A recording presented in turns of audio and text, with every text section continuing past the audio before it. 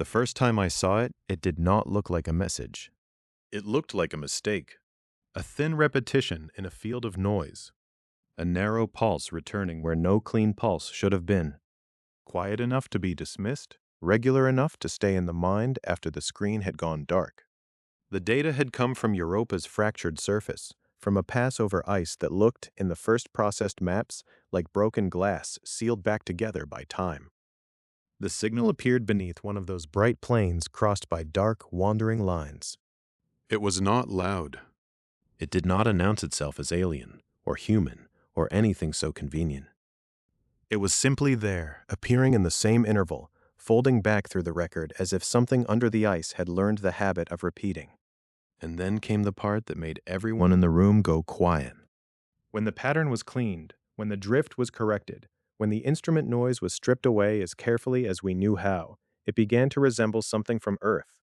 Not a voice, not a song, not a sentence, a structure, a rhythm that felt engineered, a timing that felt familiar. That is the story I am about to tell. But before it begins to pull us too far into the dark, we need to anchor it to the surface. No real verified source has reported a radio signal from Earth buried under Europa's ice. NASA has not announced such a discovery.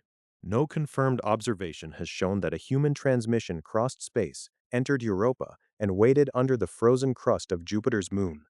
This is a work of science fiction built on real science, a mystery staged inside facts that are already strange enough without invention.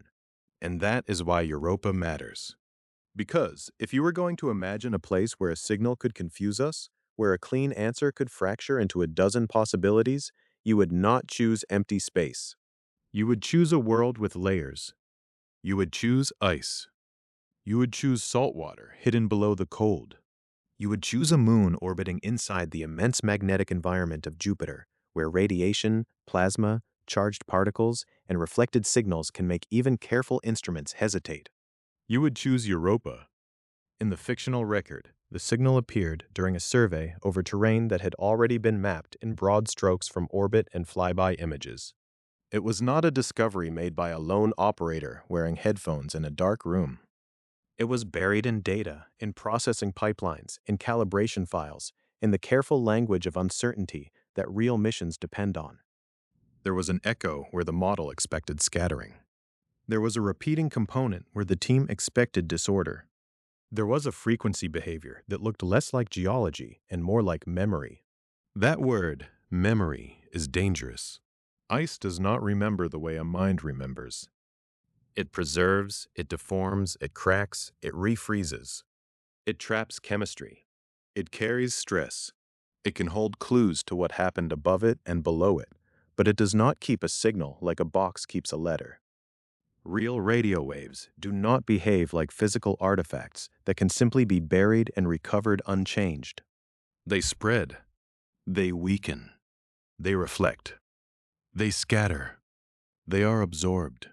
They meet plasma, rough surfaces, conductive layers, and all the messy boundaries that turn a clean transmission into ambiguity. But fiction begins in the place where ambiguity refuses to die. The contradiction was simple enough to say and almost impossible to accept. Europa is a moon of Jupiter. Earth is a small planet far inside Jupiter's orbit. Between them is space, distance, solar radiation, planetary motion, and time. Yet here, in this imagined data, under the ice of a Jovian moon, was a repeating radio pattern that seemed to carry the fingerprint of home. Not a message from Europa to Earth. Not a signal from an unknown civilization. Something worse, in a way. Something that suggested Earth had already been there. The room where we first argued over it did not feel cinematic. There were no alarms. No one stood up and declared first contact. The lights were too bright. The coffee was cold. The first response was not wonder, but suspicion. Instrument artifact. Processing error. Reflection from the spacecraft. Jupiter. Always Jupiter. Any signal near Europa must first survive the accusation that it came from the giant planet beside it. Jupiter is not a passive backdrop. Its magnetosphere shapes Europa's environment. Its radiation is severe enough that spacecraft sent there must be designed around survival. Its radio and plasma conditions are not background decoration. They are part of the experiment. Before anyone can call a pattern meaningful, they have to ask whether the environment has forged that meaning out of noise. That is the discipline of deep space science. The universe does not reward the first beautiful interpretation. It rewards the one that remains after every ordinary explanation has been tested. So the fictional team did what real teams must do. They checked the timing. They checked the spacecraft state. They checked the pointing, the past geometry, the surface track, the noise environment, the instrument settings, and the repeated appearance of the pattern in relation to Europa's surface. They asked whether the feature belonged to the moon, to the machine, to Earth, or to the charged space between them. Still, the pattern returned, quietly, as if it did not care what we believed. The first version we plotted was almost nothing. A pulse train, faint and uneven, rising out of the processed reflections. It did not carry enough information to be read like a transmission. But its spacing was not random in the way we expected. It sat inside the data like a buried metronome. Some of us thought the resemblance to Earth signals was psychological, the human brain finding patterns because the title of the file had already given it a story. Others thought it looked like a fragment of interference, some human-made emission folded into the chain of reception. That possibility was almost more unsettling than the exotic one. Earth has sent radio energy into space. Some deliberately, much of it accidentally. Our planet has been leaking its presence for generations through transmissions, radar, broadcast, communication, and experiment. Most of that energy does not travel as a perfect beacon. It weakens with distance. It spreads into darkness. It becomes difficult to distinguish from noise. But the idea that something from Earth could be recognized elsewhere is not fantasy in the emotional sense. It is part of the real background of the modern radio age.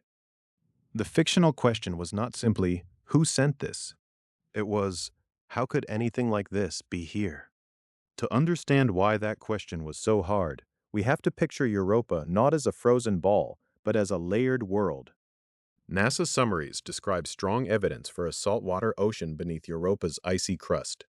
That ocean, if present as understood, matters not only because water is central to habitability, but because salty water can conduct electricity.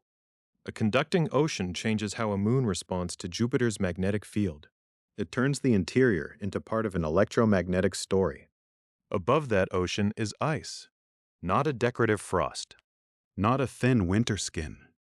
A shell with depth, structure, fractures, possible brines, voids, and unknown complexity. A surface carved into lines and ridges, bright plains and darker bands, a frozen archive of stress from tides and time. If a radio instrument looks into such a shell, it is not looking through glass. It is listening through a disturbed medium, a place where reflections can overlap and distort, where the shape of the ice can become part of the signal. This is where the mystery became more than a strange file. A moon with an ice shell over a salty ocean is not just a setting. It is a machine for complications. Chemistry can confuse the story. Radiation can rewrite surfaces. Plasma can contaminate interpretation. Rough ice can scatter radar. Conductive material can alter what instruments think they have heard. A pattern that resembles Earth might be a clue, or it might be the universe imitating intention through physics. That was the central contradiction, and it held us there. Europa should have been distant, silent, other, yet the signal seemed familiar. It seemed to carry the shape of a world that had no business being under that ice.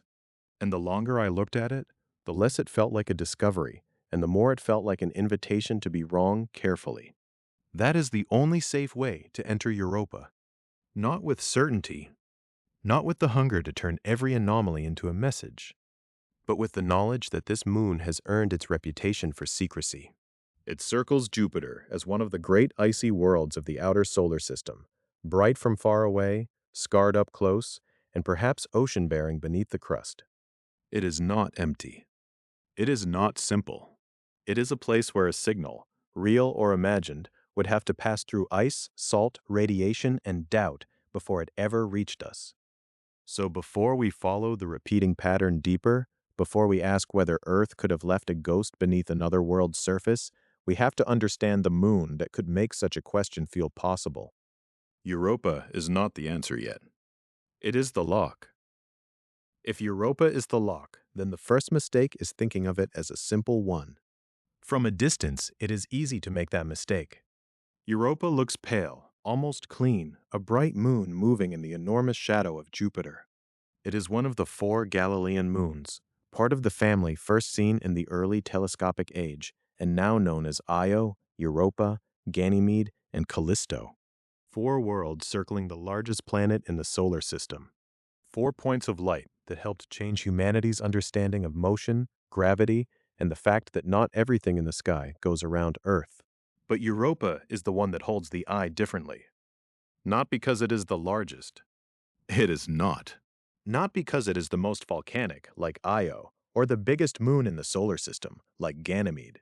Europa matters because it sits in that narrow category of worlds that are not alive in any confirmed sense, not even close, and yet cannot honestly be called dead. NASA describes Europa as a high-priority target in the search for potentially habitable environments beyond Earth. That phrase is careful. Potentially habitable does not mean inhabited.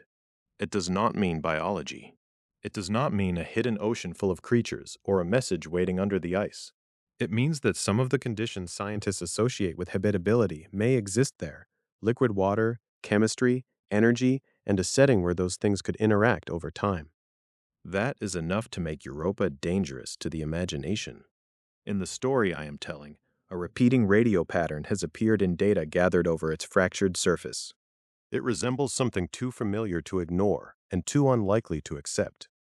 But the real Europa, the one described by NASA missions and planetary science, is already strange before fiction touches it. It does not need a buried signal to become mysterious. Its factual nature is more than enough. Europa is covered in ice. Not a gentle seasonal frost, not a thin white layer waiting to melt under morning sunlight. Europa's surface is an icy crust spread over a moon that orbits deep in Jupiter's domain. Across that crust are fractures, ridges, streaks, bands, and dark line patterns that have made Europa one of the most visually compelling worlds we have ever studied. It looks less like a frozen ball than a broken pane that has been stressed, healed, and stressed again. Those fractures matter because surfaces tell histories. On Earth, ice breaks under pressure. It shifts, opens, seals, folds, and records movement. On Europa, the surface suggests a world that has not simply frozen and stopped. It suggests deformation. It suggests exchange. It suggests that the outer shell has been worked by forces from within and without, by Jupiter's gravity, by orbital motion, by thermal and mechanical stresses that we still study through spacecraft data and models. And beneath that ice, NASA summaries point to one of the most important ideas in modern planetary science: strong evidence for a saltwater ocean below Europa's crust. Strong evidence is not the same thing as a photograph. No camera has looked down through the ice and returned an image of open water. No submarine has descended into Europa's ocean. But the case has built over time through multiple lines of investigation, and it is powerful enough that Europa is now commonly described not as merely icy, but as ocean-bearing. That difference changes everything. A frozen moon is one kind of place. An icy moon with a global salty ocean hidden beneath its crust is another. The first can be imagined as a relic. The second becomes a system. Ice above. Liquid water below. Chemistry somewhere in between. Jupiter overhead, flooding the environment with charged particles and radiation. A surface being altered from outside while an interior may be doing something else beneath it. This is why Europa is not empty in the way the word empty is often used in space stories. It may be silent. It may be sterile. It may contain no life at all. But scientifically, it is active with complications. It is a place where an instrument does not receive meaning directly. It receives echoes, fields, particles, spectra, counts, noise, timing, and ambiguity. And ambiguity is where our fictional signal begins to breathe. When I first saw the repeating pattern in the data, The temptation was to treat Europa like a sealed vault. Something had gone in, perhaps long ago. Something had remained preserved. Something had waited for us beneath the ice. It was the easiest story, and therefore the one I trusted least. Ice does not have to behave like a vault. It can behave like a filter. It can scatter radio waves. It can hide structures. It can contain brines, cracks, impurities, and changes in texture that confuse interpretation. A salty ocean beneath that ice would not be passive either. Salt water conducts electricity, and a conducting layer inside a moon orbiting through Jupiter's magnetic environment becomes part of a larger electromagnetic story. That is the first discipline Europa demands. Never mistake a setting for a message. A radio-like pattern near Europa has too many possible enemies. The instrument may have hurt itself. The spacecraft may have carried a timing artifact. Jupiter may have imposed structure on the noise. Plasma around the moon may have altered what moved through it. Ice may have reflected signals along unexpected paths. Chemistry on the surface, changed by radiation, may have left signatures that do not mean what they first appear to mean. And still, the pattern was there. That is the quiet cruelty of a good anomaly. It does not become true because it survives doubt, but it earns the right to be doubted more carefully. Europa gives us many reasons to doubt. It also gives us reasons to continue. The moon's appeal in the search for habitability comes from the combination of factors, not from one dramatic fact alone. Ice protects and conceals. A subsurface ocean offers liquid water. Salt suggests chemistry and conductivity. Jupiter's radiation is harsh, but it also drives changes at the surface. Fractures may record the movement of the shell and perhaps the transport of materials. None of this proves life. None of this proves a signal. But it makes Europa a world where simple categories fail. It is not just cold. It is not just bright. It is not just distant. It is layered. That was what I had to remember while reviewing the first traces of the pattern. The data had not come from a blank sphere. It had come from a moon with a surface like a manuscript written in stress and ice. Every line across it could be a boundary, a ridge, a place where the crust had opened or shifted, a place where materials had been exposed, altered, buried, or dragged across the surface. If a strange return appeared over one region and not another, the geography mattered. If the pattern repeated near particular fracture systems, the surface mattered. If the timing changed when Jupiter's environment changed, the magnetosphere mattered. Europa forced the question to become larger than the signal. Where did it appear? What was beneath that place? What was above it? What had Jupiter been doing? What had the spacecraft been doing? What kind of ice could make a false rhythm look almost intentional?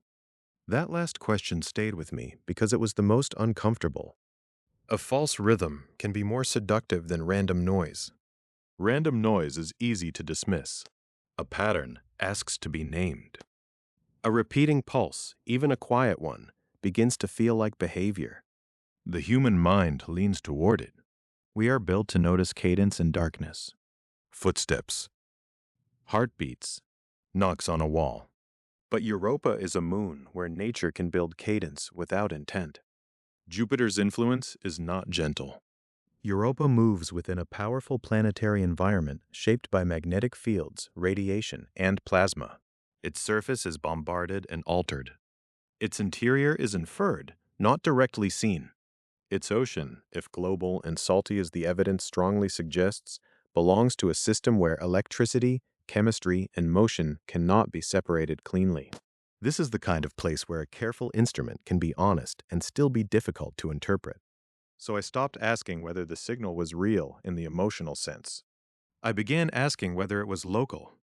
That became the next threshold. If the pattern had anything to do with Europa, it should have some relationship to Europa itself.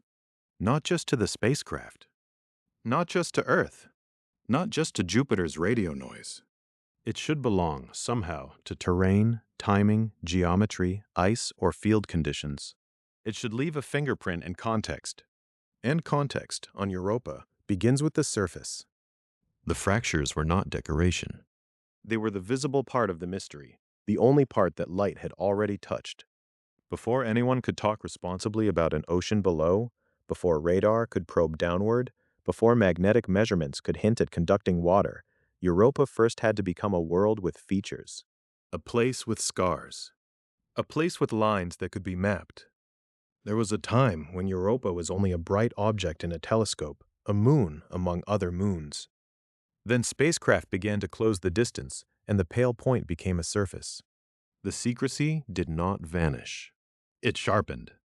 I returned to the oldest close views with the signal still unresolved on my screen. Not because those images could explain a radio pattern by themselves, but because they showed the first grammar of Europa's ice. They were the beginning of the map.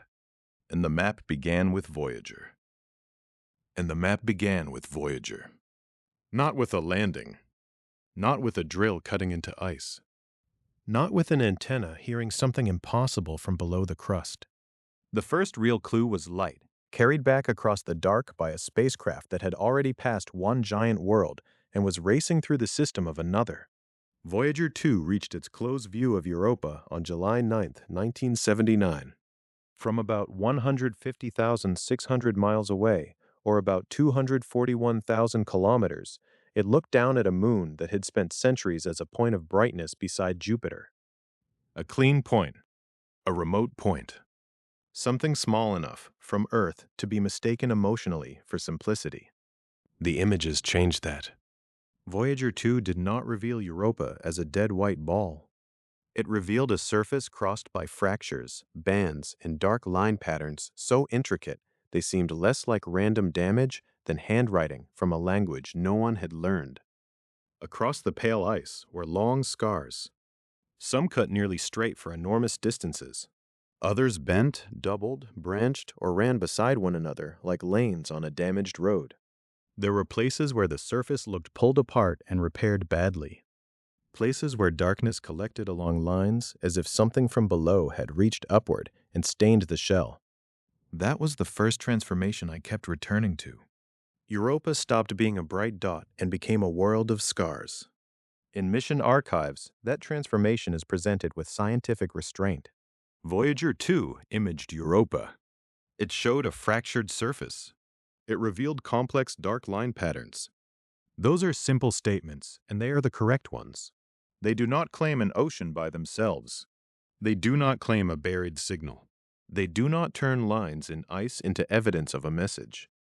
They only say that, when humanity first looked closely, Europa was not blank. But in the room where I studied the later signal, those old images had weight. The repeating pattern in our data had not arrived with a label. It had not announced itself as Earth-born. It had appeared as a quiet structure, almost hidden inside noise, linked in timing to a pass over fractured terrain. The safest explanation was still error, interference, reflection, instrument behavior, some interaction between spacecraft and environment we had not yet untangled. I knew that. Everyone in the chain of review knew that. Still, I needed a map. So I went backward. Before the modern models, before the planned flybys, before the deeper questions about ice thickness and subsurface water, I opened the Voyager views and tried to look at Europa the way the first analysts had to look at it, as a surface suddenly made strange. Not strange because it suggested aliens. Strange because it suggested history. The lines meant that something had happened there. The ice had moved, cracked, shifted, and changed. Europa had a memory written on its skin. That mattered to the signal. A radio pattern, if it existed at all in the story I was trying not to believe too quickly, would not be hidden under an abstract moon. It would be associated with a real terrain. It would have to pass through or reflect from ice that had structure. A smooth shell would be one kind of problem. A fractured shell would be another. Cracks, ridges, bands, impurities, buried layers, briny pockets, voids, and rough interfaces can all complicate the path of an electromagnetic pulse. They can scatter it, delay it, split it into echoes. Make a simple instrument reading look patterned when the pattern belongs to the medium, not to a sender. The Voyager images did not show those internal details. They could not. They were photographs of the surface, taken from far above, limited by the technology and geometry of a fast encounter. but they showed the outer expression of a complicated body. They gave the first visual warning that Europa's ice would never be a passive sheet. I printed one of the old mosaics and put it beside the signal trace. It looked unscientific at first, almost superstitious. A gray and white moon beside a line of data. Scars beside pulses. But I was not trying to prove anything by resemblance. I was trying to keep myself honest. The data had coordinates. The spacecraft track had geometry. The suspected returns had timing. If the anomaly repeated over a region, then the region mattered. And the oldest images reminded me that a region on Europa is not just latitude and longitude. It is a page in a fractured record. The dark line patterns became my first guide. I traced them slowly, not as if they were roads, but as if they were questions. Where did the long bands converge? Where did fractures cut across older markings? Where did the surface seem most disrupted? Which areas looked like they had been opened, shifted, and sealed again? The signal, if it had interacted with a buried structure, might have been shaped by a weakness in the ice, by a boundary, by a place where the shell was different from the terrain around it. And if the signal was not real, if it was only a trick of radar geometry or noise, then the same question still mattered. Because terrain can create false ghosts. A rough surface can mimic intention. A fracture can create an echo that feels too regular. A layered ice shell can return pulses that seem to arrive from somewhere meaningful when they are only the result of physics taking a complicated path. That was the discipline Europa demanded. Wonder first, then suspicion. Awe, then checking. Voyager 2 had given the wonder its first close shape. I imagined the spacecraft passing through the Jovian system, not stopping, not circling Europa, not lingering over the features it had exposed. It was moving through a brief window of observation, collecting what it could as Jupiter's gravity and the mission path carried it onward. There is something haunting about that kind of encounter. A whole world becomes visible, but only in passing. The camera looks, the tape records, the images return to Earth, and scientists spend years finding meanings in a glimpse. A glimpse was enough to unsettle the old picture. Europa's surface showed relatively few obvious large craters compared with many ancient bodies, but what mattered most for my work was not counting impacts. It was the dominance of lines. The moon seemed defined by fracture. The ice was crossed and recrossed until the surface looked less like a crust than a sealed wound. That image stayed with the public imagination for a reason. Scars imply force. Scars imply that something once acted on the body and left evidence behind. In my notebook, I wrote one sentence under the Voyager date. If a signal is buried here, it is buried in a place that has been broken. I did not mean that as a conclusion. I meant it as a boundary condition.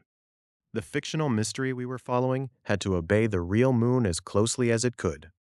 No verified source has ever reported an Earth signal under Europa's ice, and I could not let the story float free from that.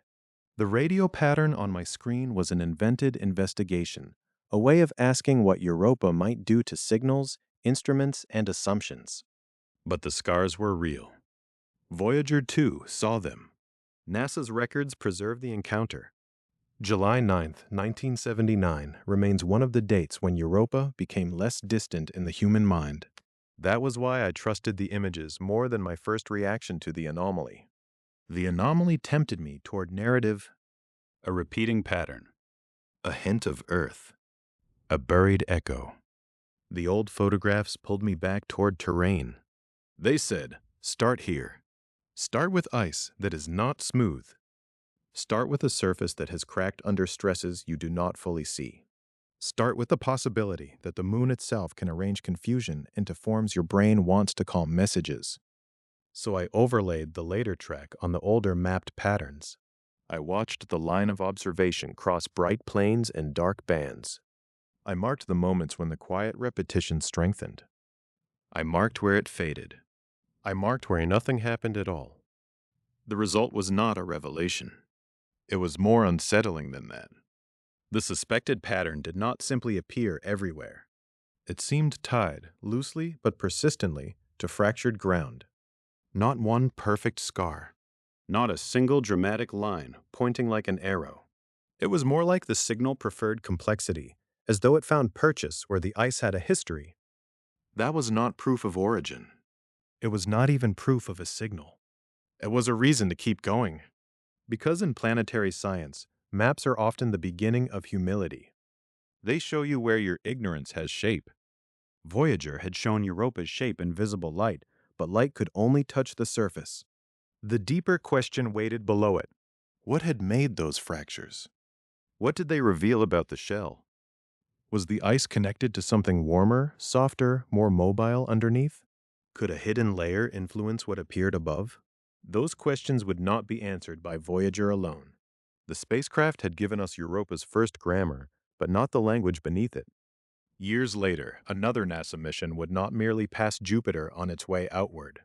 It would enter orbit around the giant planet and return again and again to the moons. It would carry instruments that did not only see surfaces, but listened to fields, particles, and invisible responses. And one of those measurements would change the way Europa's scars were understood. The map had begun with Voyager, but the map was only skin. Beneath it, something conductive was waiting to be inferred. Beneath it, something conductive was waiting to be inferred. That is a strange phrase, but it is the right one for Europa. No one watched a wave roll beneath the ice. No camera saw a black ocean glinting under a fractured ceiling. No spacecraft lowered a microphone through a crack and heard water moving in the dark. The ocean that changed Europa's meaning was not discovered the way oceans are discovered on Earth. It was not approached by shoreline. It was not crossed by ship. It was inferred. The mission that made that inference stronger was NASA's Galileo spacecraft. After a long journey through the inner solar system and outward to Jupiter, Galileo entered orbit around the giant planet on December 7, 1995. That moment mattered because it changed the rhythm of exploration. Voyager had swept past. Galileo stayed. It became a Jupiter orbiter, returning again and again through a system of moons, radiation, charged particles, shadows, and fields. For Europa, that difference was everything. A flyby can show you a face. An orbiter in the Jovian system can begin to show you behavior. It can compare one pass with another. It can measure the invisible surroundings of a moon that looks, to the eye, frozen and still. Galileo did not need Europa to confess directly. It carried instruments that could ask a subtler question. How does this moon respond to Jupiter? Jupiter is not only a planet. It is an electromagnetic environment on a scale that is hard to imagine from the quiet surface of Earth. Its magnetic field sweeps through the space around it. Europa moves inside that immense system, orbiting within a region shaped by plasma, radiation, and changing magnetic conditions. To a magnetometer, Europa is not just a ball of ice passing through darkness. It is an object being tested by a magnetic sea. Galileo's magnetometer measurements became one of the key pieces of evidence for Europa's hidden ocean. The basic idea is elegant and almost haunting. If Europa contained a global layer that could conduct electricity, then Jupiter's changing magnetic environment could induce a magnetic response in that layer. Not a permanent bar magnet, not a simple compass needle buried in the moon, but an induced magnetic field, a response created because a conductor is being exposed to a varying magnetic field. On Earth, salty water conducts electricity far better than pure ice. Salt water contains dissolved ions, charged particles that can move. If Europa had a global subsurface ocean, and if that ocean were salty, it would not be only a reservoir of liquid. It would be an electrical participant in Jupiter's environment. It would answer. That is what made Galileo's measurements so powerful. The spacecraft detected magnetic signatures near Europa that matched what scientists would expect if an electrically conducting layer existed beneath the ice. In NASA summaries, Galileo's data provided some of the strongest evidence for Europa's subsurface ocean, and the magnetometer measurements strengthened the case for a conducting, likely salty layer below the crust. Likely salty. Conducting. Global enough to matter. Those are not dramatic words in the usual sense. They do not sound like thunder. But in planetary science, they are the quiet words that open a world. Before Galileo, Europa's surface already looked suspicious. Voyager had shown long, dark lineaments and complex fractures, a surface too disrupted to dismiss as simple frozen stone. But surface images leave room for many interpretations. Ice can fracture for more than one reason. Tidal stress can pull and bend a moon. Impacts can mark it. Thermal changes can crack it. Surface chemistry can darken seams and ridges. A scar tells you that something happened, but not always what lies beneath. Magnetism offered a different kind of clue. It did not trace the visible lines on the ice. It reached into the question of what kind of material Europa might be hiding. A conducting layer below the surface made the fractured moon feel less like a sealed relic and more like an active system, ice above, ocean below, Jupiter's field moving through the whole arrangement like an unseen tide. This is where the fictional signal on my screen became harder to dismiss and also harder to trust. Because if Europa's ocean can conduct electricity, then Europa is not a passive vault. It is not a silent freezer where a signal could be placed and later recovered unchanged. It is an electrical environment inside a magnetic environment, under an irradiated sky, wrapped in ice that may contain salts, fractures, brines, and complex structure. The very fact that makes Europa compelling also makes it dangerous for interpretation. In the fictional data, the repeating pattern looked almost too familiar. It had timing. It had a shape that invited comparison. It resembled something Earth-made, just enough to make the mind lean toward recognition. That is always the risk with signals. We do not only measure them, we interpret them. We place them against memory.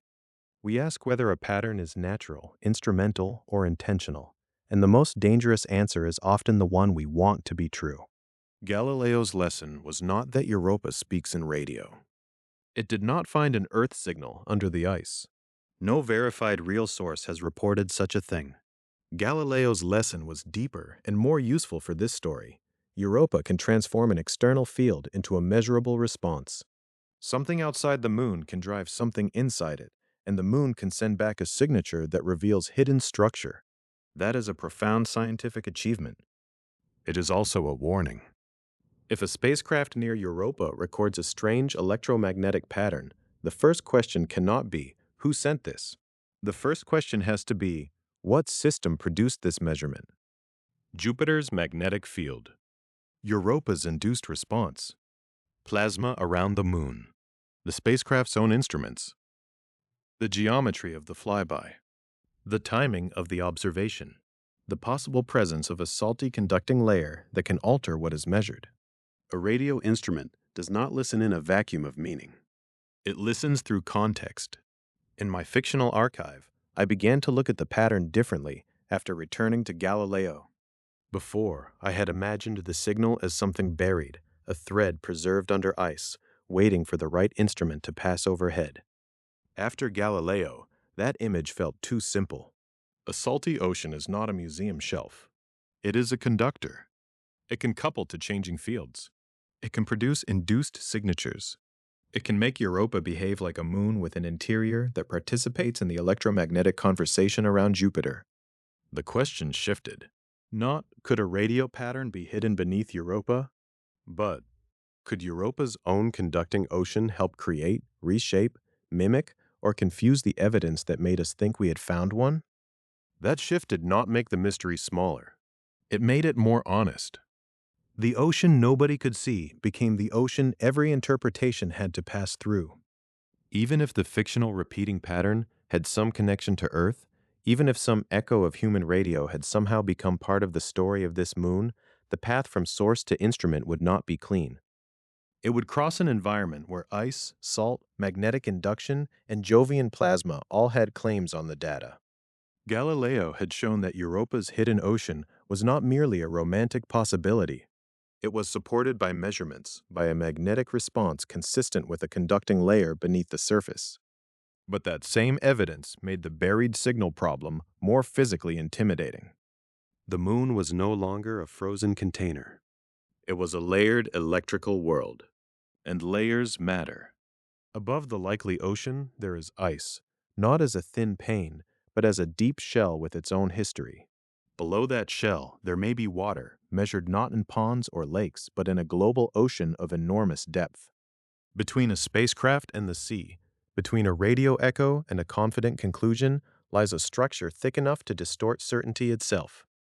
Galileo gave us the reason to believe there is something beneath Europa's scars. Now the harder question waits in the ice between us and that sea. Now the harder question waits in the ice between us and that sea. At first, in the quiet language of mission summaries, the numbers can sound almost manageable. Europa's ice shell is commonly described by NASA as about 10 to 15 miles thick, or about 15 to 25 kilometers. Beneath it, the ocean is often estimated at roughly 40 to 100 miles deep, or about 60 to 150 kilometers. But numbers change when you imagine crossing them. 10 miles of ice is not a crust you scrape away. 15 miles is not a lid. It is a country turned vertical. It is enough frozen distance to bury mountains of uncertainty, enough depth for pressure, impurities, fractures, pockets of brine, voids, refrozen seams, and structures we have not yet mapped. And beneath that, if the estimates are right, there is not simply a hidden lake waiting in the dark. There is an ocean so deep that the word ocean becomes almost too small. On Earth, we are used to surfaces that explain themselves too quickly. A beach tells us there is water nearby. A cloud tells us there is moisture above. A radio tower tells us where a signal began. Europa offers no such kindness. Its surface is ice. Its lines are scars. Its ocean is inferred through physics, not seen by the eye. And between the visible shell and the suspected sea lies the region where every confident answer begins to weaken. That was where the signal had to live, if it lived anywhere at all. Not as a cassette in a glacier. Not as a message sealed cleanly inside a transparent block. That would be fantasy of the wrong kind. Ice is not a magic vault. It does not preserve radio waves the way amber preserves an insect.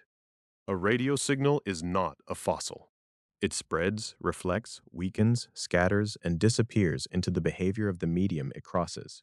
If the pattern in our data resembled something from Earth, the first task was not to imagine a perfect recording hidden under Europa.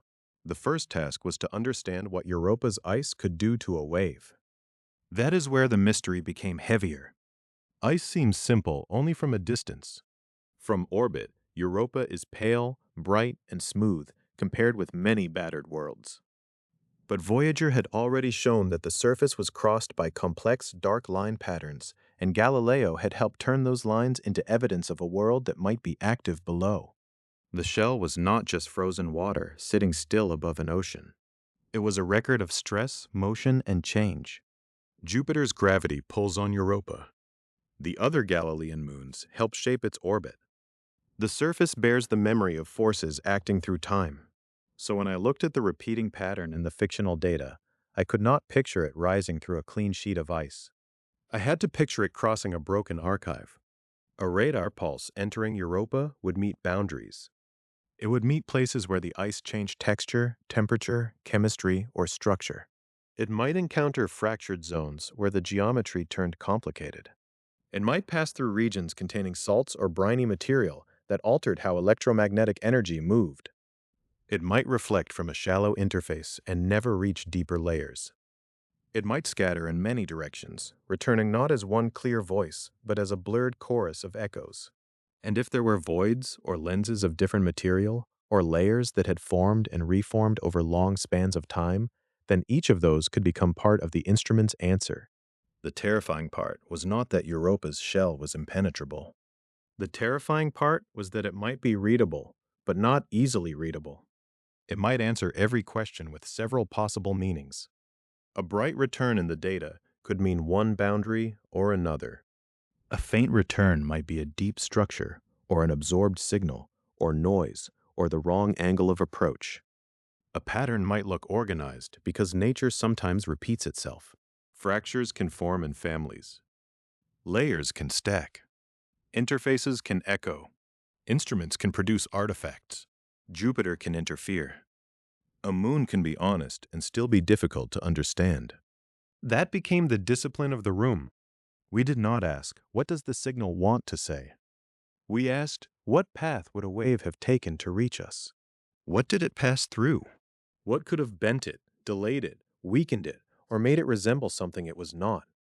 The answer always returned to thickness, about 10 to 15 miles of ice, about 15 to 25 kilometers.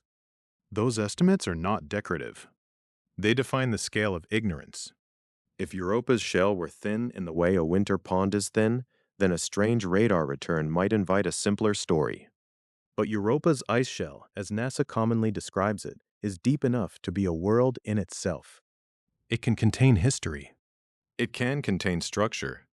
It can contain misleading clarity. And below it, the ocean deepens the problem instead of solving it. Roughly 40 to 100 miles of water. Roughly 60 to 150 kilometers. A salty global ocean of that scale is not merely a destination for the imagination. It is an electrical environment, a thermal environment, a chemical environment. Galileo's magnetic measurements made sense if a conducting layer existed beneath the ice, most likely salty water. But a conducting layer also means that electromagnetic interpretation near Europa is never just about empty space and simple reflection. The moon has electrical depth. In the fictional investigation, that mattered because the signal was not only strange in content, it was strange in location. It seemed associated with the shell, with a region between the surface and the hidden sea. It did not behave like a clean transmission from a spacecraft. It did not behave like a simple reflection from a single buried boundary. It repeated with a calmness that made everyone in the room uncomfortable, but its path through the ice refused to become simple. The more we tried to place it, the larger Europa became. Every model added a new uncertainty. Surface roughness could matter. Internal scattering could matter. The chemistry of the ice could matter. The unknown distribution of brines could matter. The depth to the ocean could matter. Even the absence of a feature could matter, because a smooth return might mean smooth material, or it might mean the instrument had been blind to complexity. This is the quiet cruelty of planetary science. The most dramatic questions often depend on the least dramatic corrections. A timing offset, a calibration issue, a boundary condition, a region where the ice absorbs more than expected, a plasma effect not fully removed, a surface angle that changes the shape of an echo. Before a signal can become a message, it has to survive all of that. And ours had not yet survived. Not completely. It remained a pattern in the data, a repeating structure with an unsettling resemblance to something Earth made. But resemblance is not origin. In science, especially around a place like Europa, resemblance is only the beginning of suspicion. The shell demanded humility. It stood between us and the sea, but also between us and certainty. I began to think of Europa's ice not as a wall and not as a window, but as an archive written in a language of fractures and reflections. Some pages might be legible. Some might be overwritten. Some might be missing. Some might seem to say one thing until a better instrument reads them again. And that was the hinge on which the investigation turned. If the buried pattern was real, it would not be enough to stare at images of the surface. It would not be enough to know that a salty ocean probably waited below. We needed a way to send soundings into the shell itself, to measure echoes from the near surface down toward the hidden ocean, to separate structure from illusion as carefully as the environment allowed. Europa's ice had become the suspect, the witness, and the scene of the crime. To question it properly, we would need radar. Not the kind of radar that watches storm clouds move across Earth or guides aircraft through a crowded sky, but radar made for a frozen moon. Radar patient enough to send waves down into a shell of ice, and cautious enough to know that every echo might be telling the truth, lying by accident, or carrying the signature of a world too complicated to read at first glance. On Europa Clipper, that instrument has a name that sounds almost too appropriate for this story. Reason. The full name is Radar for Europa Assessment and Sounding, Ocean to Near Surface. It is one of the science instruments aboard NASA's Europa Clipper mission, the spacecraft launched from Kennedy Space Center in Florida on October 14, 2024, on a SpaceX Falcon Heavy. Its destination is Jupiter, and its work is not a single dramatic landing, not a drill lowered into the ice, not a submarine descending into the hidden sea. Europa Clipper is designed for flybys, returning again and again through Jupiter's harsh neighborhood, skimming past Europa to gather pieces of a larger answer. Reason is built for one of the most difficult parts of that answer. It is meant to look into the ice. That phrase can sound simple, almost like shining a flashlight through frosted glass. But Europa does not offer clear glass. It offers a shell that may be many miles thick, crossed by fractures, disrupted by ridges, altered by radiation, and possibly threaded with brines, voids, warmer ice, colder ice, and structures whose histories we have only begun to infer. A radar wave entering that shell does not travel through an empty hallway. It moves through a medium that can bend it, scatter it, absorb it, reflect it, and confuse the story it brings back. Reason's job is to send radio waves into that uncertainty and listen for echoes. It does this using two frequencies, 9 MHz and 60 MHz. Those numbers matter because radar is always a compromise between what can reach deeply and what can resolve detail. A lower frequency can be better suited for deeper penetration, pushing farther into the ice where the question of the ocean waits. A higher frequency can help examine shallower structure with finer sensitivity. But neither frequency is magic. Both must contend with Europa as it really is, rough at the surface, complex inside, and embedded in the loud electromagnetic environment of Jupiter. That is why reason is not just a machine for seeing. It is a machine for balancing. At 9 MHz, the radar can seek deeper paths into the shell, toward the long question that has followed us since Galileo. How thick is the ice? Where are its internal boundaries? And how close does it come to the ocean below? At 60 MHz, it can investigate the near-surface regions in more detail, the upper layers where fractures and ridges may keep records of stress, movement, and exchange. Together, the two frequencies give scientists a way to compare echoes that may respond differently to the same terrain. If one frequency sees a structure and the other does not, that difference is not a failure. It is evidence. It is a clue about scale, texture, depth, and material. In the mission documents and instrument descriptions, this is practical science. Reason is there to help assess Europa's ice shell from the near surface down toward the ocean. It is there because the ice is the barrier between the spacecraft and the environment that could be habitable. It is there because knowing whether Europa has pockets of liquid water, complicated internal layers, or pathways between surface and ocean changes the meaning of the moon. But in our fictional investigation, reason became something else as well. It became the first witness that did not merely photograph the surface. It became the instrument that asked Europa a question and received an answer from below. The first strange trace did not arrive with thunder. It did not look at first like a message. It appeared in the disciplined language of radar data, in returns gathered as Europa Clipper passed over fractured terrain. There were the expected signatures, surface echoes, roughness effects, clutter from broken landscapes, hints of scattering within the volume of ice. There were places where the signal weakened in ways that could be explained by loss. There were places where it brightened in ways that could be explained by a reflector. There were ambiguities, as there always are when an instrument listens through a world. Then there was the pattern. Quiet. Repeating. Too orderly to ignore, but not orderly enough to trust. That was the moment the survey changed character. Before that, the team had been reading Europa as a physical body, ice thickness, layering, roughness, scattering. After that, every return from that region carried an additional question. Was reason hearing a structure in the ice or something imposed on the data? Was it an internal reflection, a processing artifact, a strange interaction with the spacecraft, or a trace of radio noise from the Jovian environment?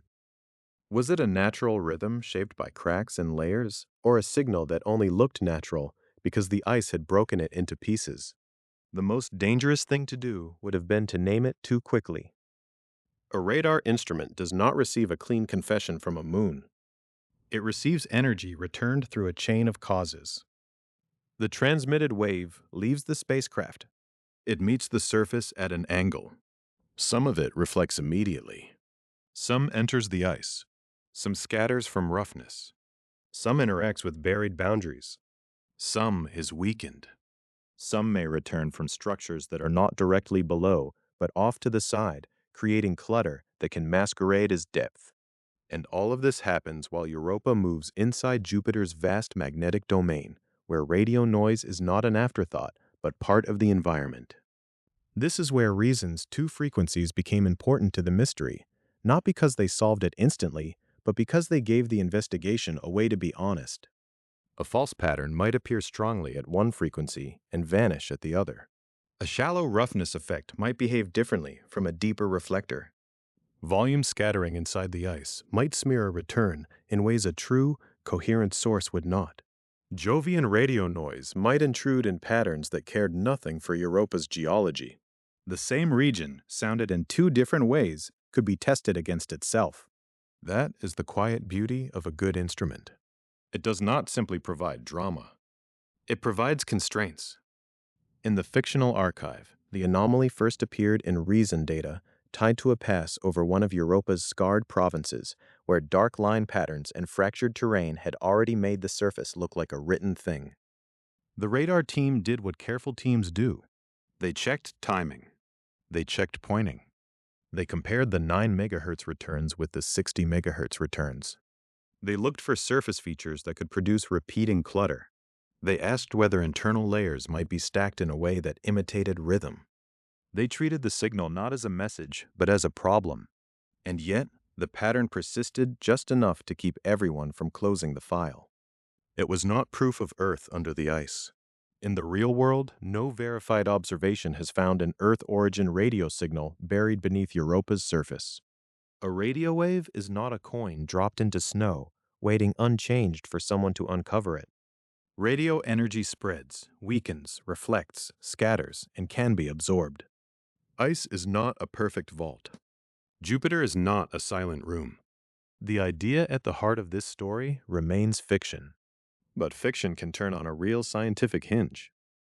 Reason truly is the kind of instrument that would force such a mystery into seriousness, because it operates in the language the mystery claims to speak. If something strange appeared in images, one might suspect shadows, geology, or surface chemistry. If something strange appeared in a magnetometer trace, one might suspect plasma effects or the ocean's induced response. But if a repeating radio-like pattern appeared inside radar sounding data, then the question would become intimate and technical. It would live inside the instrument's purpose. What did the radar transmit? What came back? What path did it take through the ice? And what else besides Europa was speaking at the same time? The name Reason became almost uncomfortable after that. In meetings, in simulations, and late passes through the data, it sounded less like an acronym and more like an instruction. Do not believe too soon. Do not dismiss too quickly. Use the frequencies. Use the geometry. Use the known behavior of ice. Use the knowledge that rough surfaces can invent ghosts, that scattering can imitate structure, that noise can wear the mask of pattern. For the narrator of this story, that was the first real lesson of the radar. The instrument did not make the mystery simpler. It made the mystery measurable. Before Reason, the idea of a signal under Europa's ice had the shape of a haunting. After Reason, it had coordinates, bandwidths, passes, echoes, uncertainties. It had a place in the data where a scientist could point and say, not that this is a message, but that this is where the explanation must survive. And explanation on Europa must survive a great deal. It must survive the ice itself, with all its roughness and buried architecture. It must survive the difference between a shallow reflector and a deep one. It must survive the possibility that a pattern is only the radar seeing its own complications returned from a fractured world. And above all, it must survive the planet nearby, because Europa is not floating in quiet darkness. It orbits Jupiter, and Jupiter is a giant electrical and magnetic presence surrounding its moons with radiation, plasma, and radio noise. Any signal that seemed to rise from the ice would first have to pass through that suspicion. Before anyone could call it a message, before anyone could even call it Europa's, we had to face the loudest object in the room. The radar had given the mystery a voice. Jupiter would teach us how easily voices can be forged. Jupiter would teach us how easily voices can be forged. That was the first rule I wrote above the signal trace and the hardest one to obey. Because once a pattern begins to look intentional, the mind wants to protect it. It wants to lift it out of the noise, frame it, name it, and let the mystery become a discovery. But around Europa, the universe does not offer quiet margins. It offers Jupiter. Europa does not orbit in empty dark. It moves inside one of the most powerful magnetic environments in the solar system, a vast region shaped by Jupiter's magnetic field, trapped charged particles, and plasma. To a spacecraft, this is not background decoration. It is weather. It is terrain. It is a hazard. It is also a source of confusion. The strange thing about the data was not simply that the pattern repeated. Repetition can be seductive. A repeated rise and fall in a radio record can feel like rhythm, and rhythm can feel like intention. But instruments do not hear the way people hear. A radar system like Reason sends radio waves into ice and listens for echoes. It must then sort those echoes from everything else the environment supplies. Near Europa, everything else includes Jupiter. The planet fills the surrounding space with energetic particles. Its magnetosphere creates a severe radiation and plasma environment at Europa. That phrase sounds technical until you imagine trying to build a delicate listening machine and fly it through a place that can damage electronics, disturb measurements, and wrap the moon in electromagnetic complexity. Jupiter is not merely a bright object in Europa's sky. It is an active presence pressing on the experiment. So before I could ask whether the pattern came from beneath the ice, I had to ask whether it came from the sky above it. Jovian radio noise became the first suspect. That did not make the mystery less dramatic. It made it more honest. A signal that survives only because we want it to survive is not evidence. It is a story we are telling ourselves. Around Europa, the burden of proof is not gentle. Any apparent message must pass through the possibility that Jupiter itself, or the plasma around Europa, has shaped the record into something that looks meaningful. Reason's two frequencies, 9 MHz and 60 MHz, were chosen for a reason, and not only because Europa's ice is difficult. Lower frequency radar can reach deeper into the shell, but every choice comes with complications.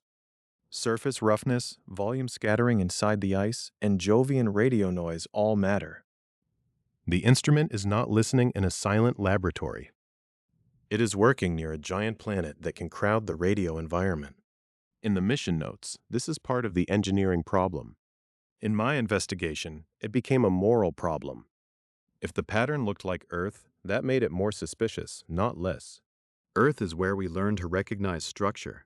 Earth is where we built clocks, codes, transmitters, and antennas. Earth is also where our expectations were trained.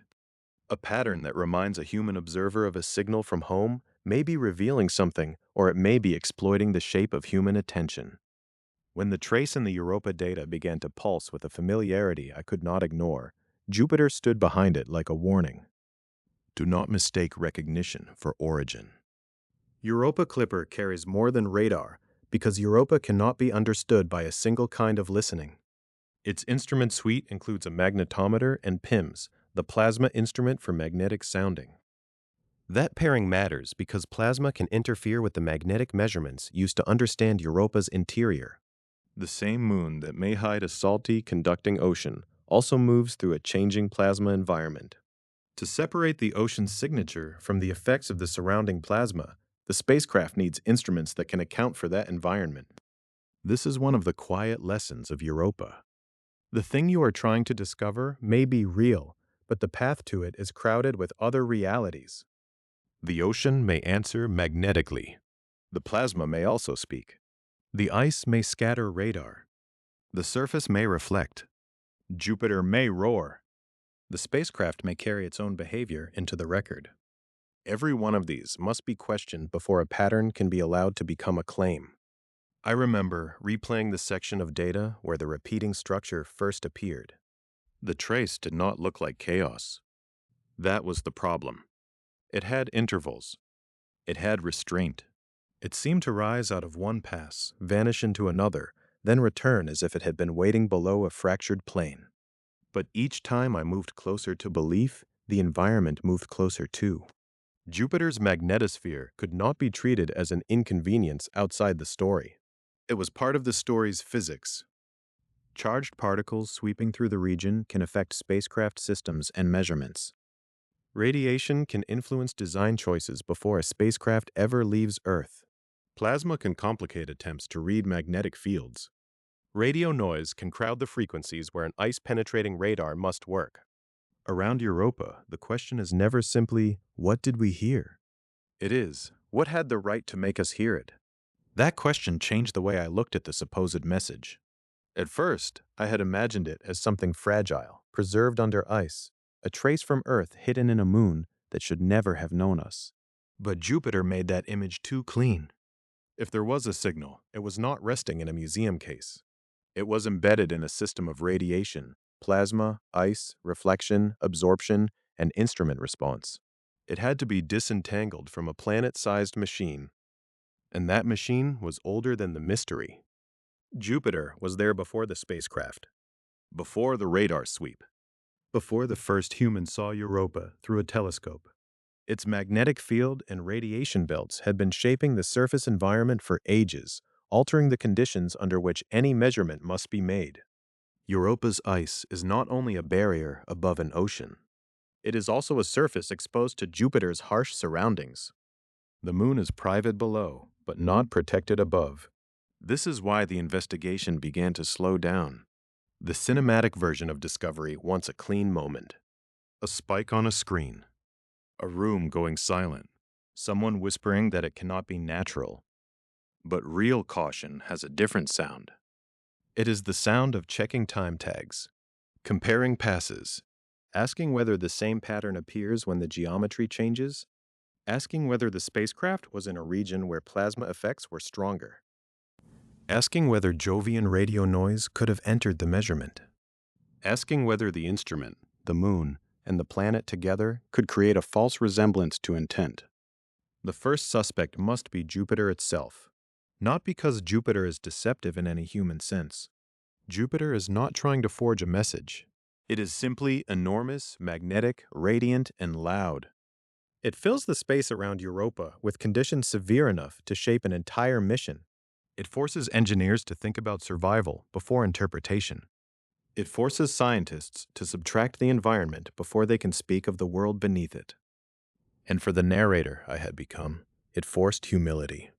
The pattern was still there. I could not make it disappear by naming the dangers around it. But I could no longer let the pattern stand alone. Every repetition had to be placed against the motion of the spacecraft, the behavior of the radar, the geometry of Europa, and the background of Jupiter. The possible message had become less like a voice in a quiet room and more like a whisper inside a storm of charged particles. That did not kill the mystery. It made the mystery worthy of Europa. Because if something truly strange was buried in that ice, it would have to survive not only distance and depth, but suspicion. It would have to remain after Jupiter had been considered, after plasma had been measured, after radiation hazards had been accounted for, after the instrument's own limitations had been faced. Only then could the trace begin to earn the right to be called something more than noise. By the end of that review, I had stopped asking why the signal was so faint. I was asking how anything could be heard there at all. Europa Clipper was built with that question already in mind. Long before any fictional signal appeared in the data, the mission had been designed for a place where listening is dangerous.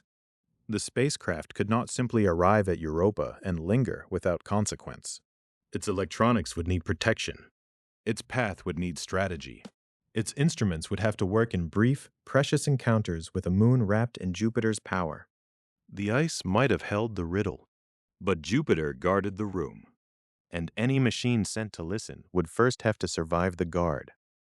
Any machine sent to listen would first have to survive the guard. That was the part of the mystery I had not wanted to think about at first. I had been focused on the trace itself, the faint, repeating pattern in the fictional data, the way it seemed to sit beneath Europa's fractured ice like an old voice behind a wall. But the longer I followed the engineering behind Europa Clipper, the more the story changed shape.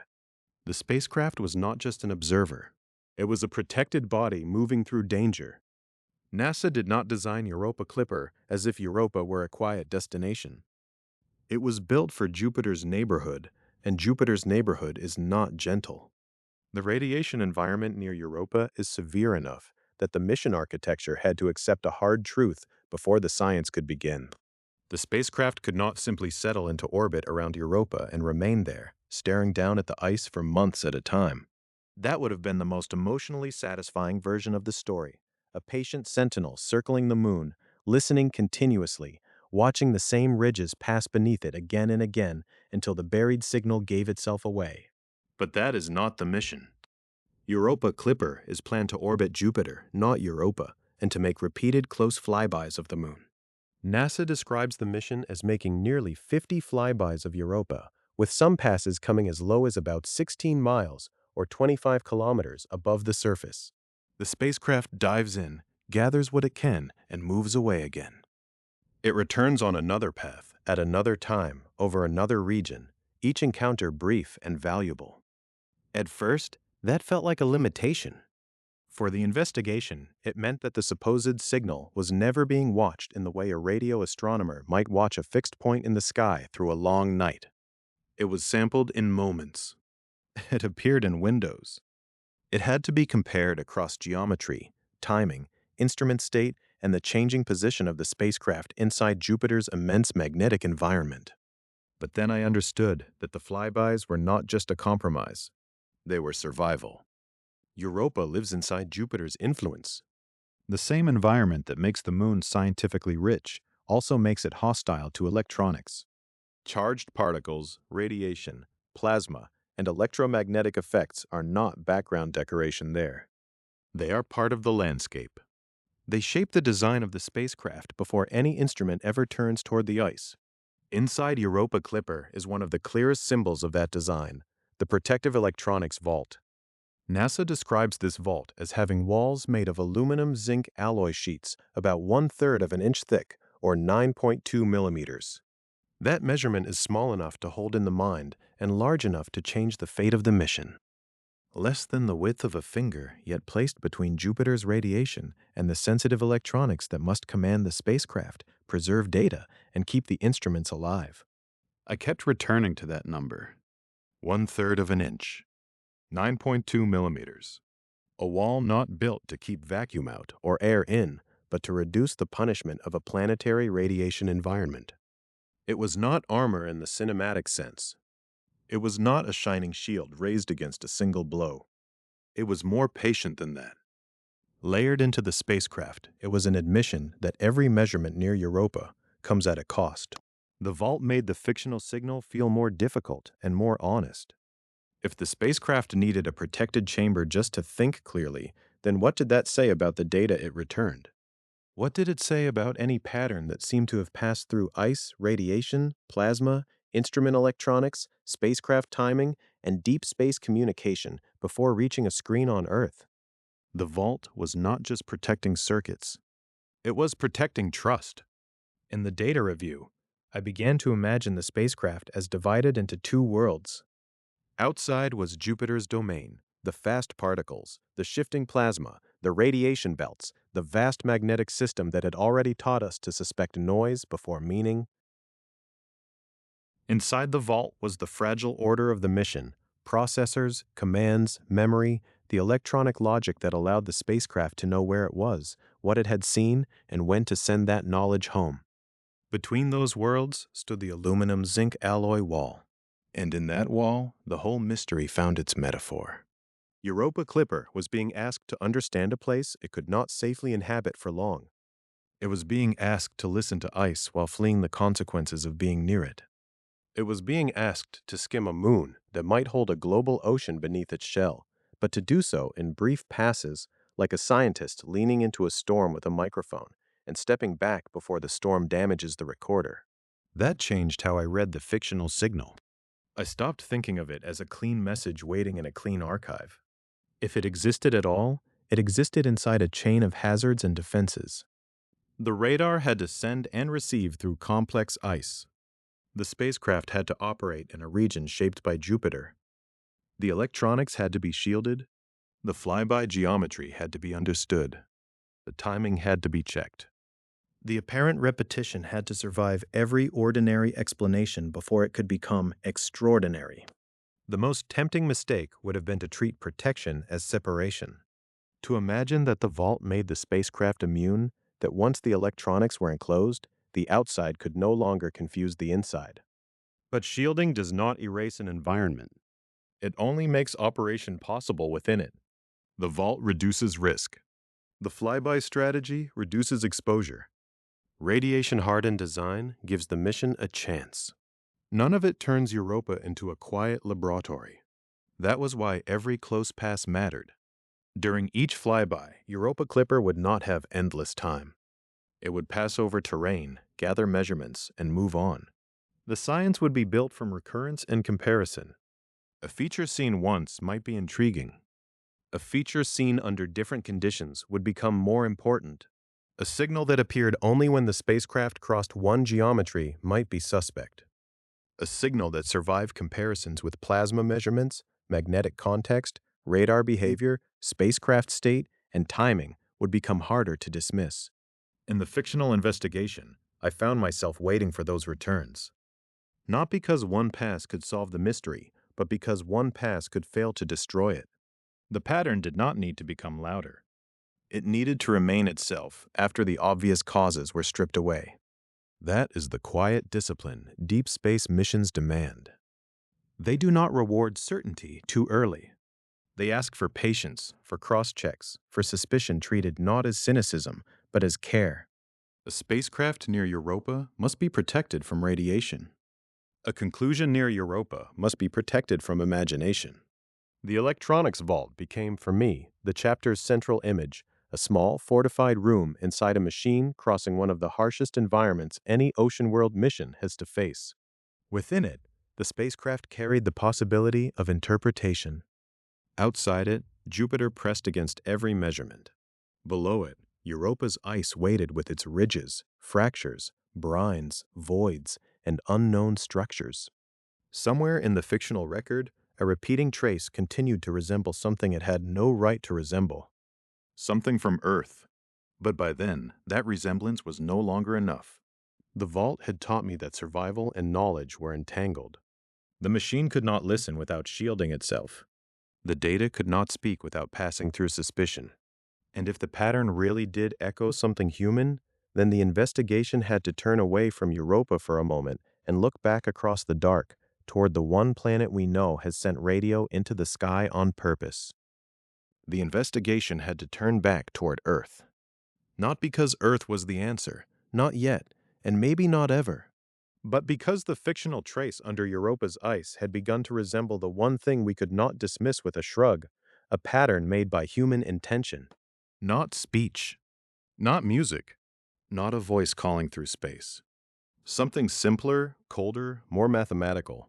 A signal that seemed to say, I was arranged. And when you ask whether Earth has ever arranged a radio signal for the sky, there is one name that rises before all the others. Arecibo. The Arecibo Observatory in Puerto Rico was not built for myth. It was a real instrument, a vast radio telescope shaped into the landscape, a bowl of listening and transmitting power set among the hills. For decades, it belonged to the practical world of radar astronomy, planetary science, and radio observations.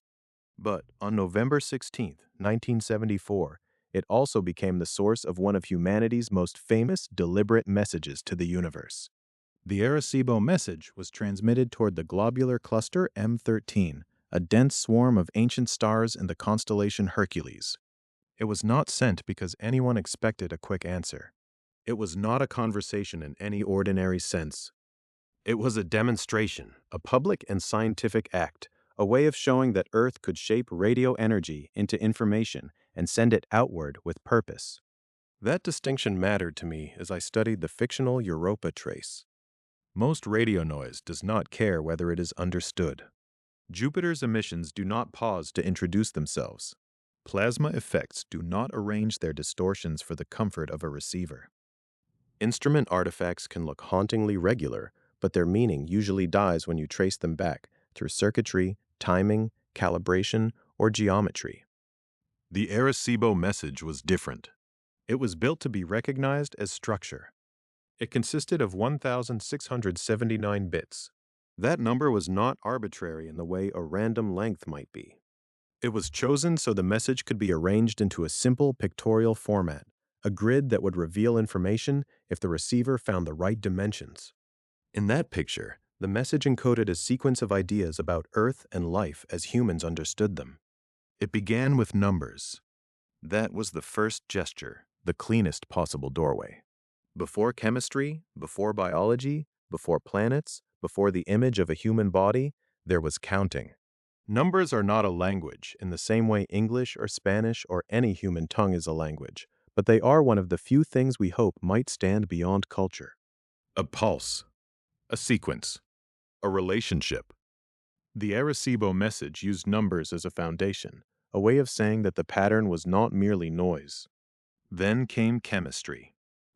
The message encoded the atomic numbers of elements important to life as we know it.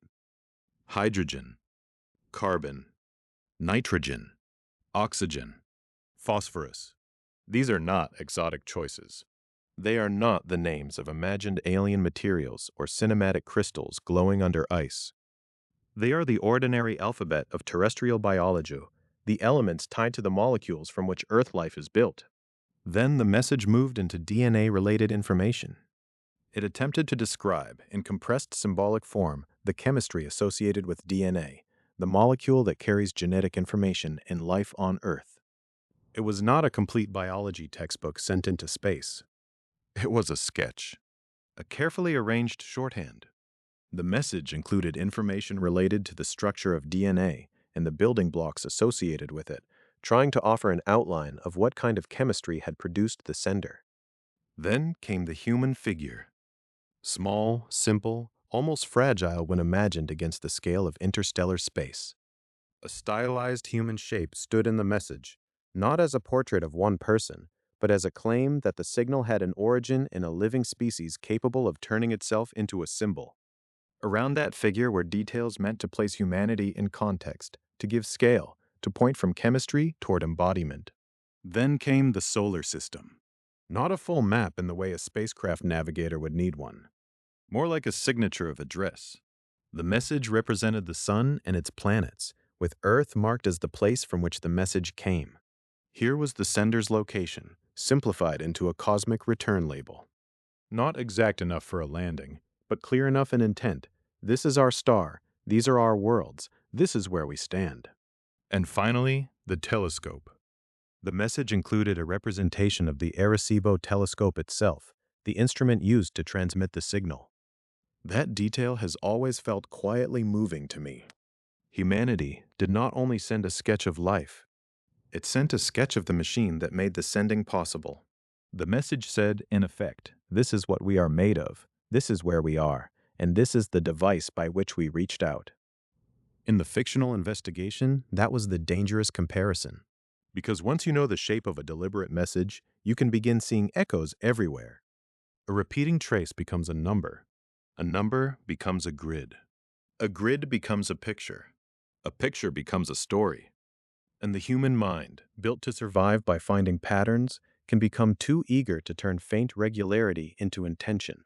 So I had to write the most important fact beside the word Arecibo. The Arecibo message cannot be the answer to a signal under Europa's ice. Not in any literal, source-grounded sense. It was aimed toward M13, and M13 is about 25,000 light-years away. That means the message is still traveling. It has not reached its target. It has not arrived among those stars, has not encountered some distant intelligence there, has not been decoded, answered, and sent back. There has not been enough time. Not even close. A reply from M13 would require the original signal to cross roughly 25,000 light-years, then for any response to cross roughly 25,000 light-years back. The timescale is not historical. It is civilizational, geological, almost mythic. The transmission left Puerto Rico in 1974, a date close enough to touch in human memory. On the scale of its intended journey, it has barely begun. That fact did not weaken the story for me. It sharpened it, because it separated two questions that the mystery kept trying to fuse together. The first question was factual. Did the Arecibo message go to M13, and could it have returned as a reply? The answer was no. It was real, but it could not have done that. The geometry and the light travel time refuse it. The second question was more subtle.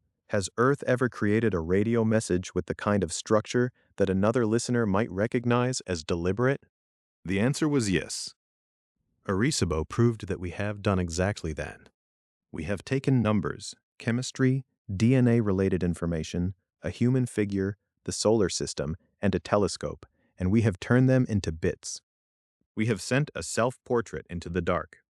That was why the fictional Europa trace disturbed me. Not because it could be the Arecibo message returning from M13. It could not. Not because any verified report had found an Earth signal buried under Europa's ice. No such verified discovery exists. The story remains speculative, a constructed mystery built around real instruments, real environments, and real history. But Arecibo gave the mystery a human vocabulary. It showed what intentionality might look like when stripped down to its bones. Not a sentence, not a greeting in a human language. A pattern, a count, a diagram, a set of relationships. The kind of thing a machine could transmit, and another machine might preserve as data, even if no mind immediately understood it. And that was where the resemblance became uncomfortable. In the fictional record, the Europa pattern did not need to match Arecibo to matter. It only needed to remind us that Earth has already crossed the boundary between listening and announcing. We are not only receivers under the sky. We are transmitters. We have aimed energy outward. We have placed order into radio waves and trusted that somewhere, someday, order might be noticed. Still, Europa is not M13. Europa is close by cosmic standards, bound to Jupiter, wrapped in its magnetosphere, covered in ice above a hidden ocean. It is not the distant target of the Arecibo message. It was not the address written into that transmission. Any suggestion that Arecibo itself had gone there, sunk beneath the ice, and waited to be found would be fantasy without support. So the Arecibo message became, in my notes, not the culprit, but the benchmark. A known example of Earth speaking deliberately. A reminder that some radio patterns are made, not merely emitted. A warning that recognizing human structure does not prove human origin in the place where it appears. The signal under Europa's ice, if it existed in this fictional investigation, still had to pass every test that Jupiter, the spacecraft, the radar, and the deep space network would impose. It had to survive the suspicion of noise, reflection, scattering, plasma, instrument behavior, and our own appetite for meaning. But after Arecibo, I could no longer pretend that the phrase Earth signal was emotionally empty. Earth had done more than glow faintly in radio. Earth had once composed a message and sent it toward a cluster of stars so distant that no answer can yet exist. That act did not solve Europa. It made the mystery more human. It turned the trace from a mere technical anomaly into a question about all the ways our planet has been spilling itself into space, deliberately and accidentally, message by message, broadcast by broadcast, leakage by leakage, into the dark. Earth had been spilling itself into space for longer than any of us had been listening carefully enough to understand the consequences. That was the thought I could not shake after returning to the Arecibo message. Not because Arecibo could explain the fictional trace beneath Europa's ice. It could not. The real transmission from Puerto Rico was aimed toward M13, a globular cluster about 25,000 light-years away, and its journey is still only beginning on that scale. It has not reached its target. It has not come back. It cannot be treated as a reply, a loop, or a message recovered from Jupiter's neighborhood. But Arecibo changed the emotional temperature of the investigation. Before it, the phrase Earth origin signal sounded almost too theatrical, like something invented after the data had already been misunderstood. After it, the phrase became harder to dismiss. Earth really has transmitted, deliberately, into the sky. Earth really has used radio as a way of saying, in structure and mathematics, we are here. And once that fact enters the room, even a fictional signal under Europa's ice begins to feel less like pure fantasy and more like a question about recognition. Not proof. Recognition. That distinction mattered. A deliberate message is built to be noticed. The Arecibo message was not a natural burst, not a casual transmission, not the accidental side effect of a civilization going about its day. It was a designed signal sent from the Arecibo Observatory in Puerto Rico on November 16, 1974, using radio to encode a simple pictorial statement about numbers, chemistry, DNA-related information, a human figure, the solar system, and the telescope itself. It was humanity arranging a mirror and aiming it into the dark. Ordinary leakage is different. Earth's accidental radio emissions were not composed as greetings. They were not necessarily meant for stars, moons, oceans, or unknown listeners. They were the outward consequences of a technological planet using radio. Communications, transmissions, signals made for local purposes, energy that did not remain perfectly sealed around the world that produced it. In the broadest sense, Earth became a faint radio object not only because it chose to speak, but because modern civilization learned to operate by sending information through the air. That is why the fictional trace disturbed me. It did not have to match the Arecibo message. It did not have to carry a human figure or a map of the solar system. In fact, if it had done that, I would have trusted it less. A perfect copy would have felt too clean, too eager to be believed. What made the signal frightening in the story was more modest. It resembled the category. It had features that made the mind lean toward artificial structure before the instruments had earned that conclusion. And that is where danger begins. Science is not only the act of noticing patterns. It is also the discipline of refusing to love them too early. The human brain is built to complete broken shapes, to hear rhythm and noise, to find a face in shadow, to pull intention out of repetition. A radio instrument can produce patterns for reasons that have nothing to do with messages. A spacecraft can carry electronic behavior that repeats. A radar system can create echoes that look meaningful because the ice is layered, fractured, salty in places, rough in others, and difficult to interpret. Jupiter can fill the environment around Europa with radio noise, plasma effects, and radiation hazards. Even the path between the spacecraft and Earth can become part of the problem. So there were three possibilities I had to hold at the same time. The first was deliberate signal. That is the one the imagination wants. A signal made by intelligence, shaped with intent, preserved or reflected or somehow entangled with Europa's ice in a way that turns a scientific flyby into an archaeological event. In the fictional frame of this podcast, that possibility is the spark. It is the reason a quiet pattern in radar data becomes unbearable to ignore. It is the reason I kept returning to Arecibo, not as a source, but as a precedent. Humanity has deliberately used radio as a message. Therefore, if something in space ever resembles an Earth signal, we know what kind of act it is echoing. The second was leakage. Less dramatic, but in some ways more haunting. Leakage is not a monument. It is residue. It is what a world gives away while doing other things. If a deliberate message says, "We are here," leakage says it without meaning to. It is the radio shadow of ordinary civilization, the unintended signature of a species that learned to transmit before it learned to fully understand how visible transmission might make it. But leakage is also scientifically fragile as an explanation.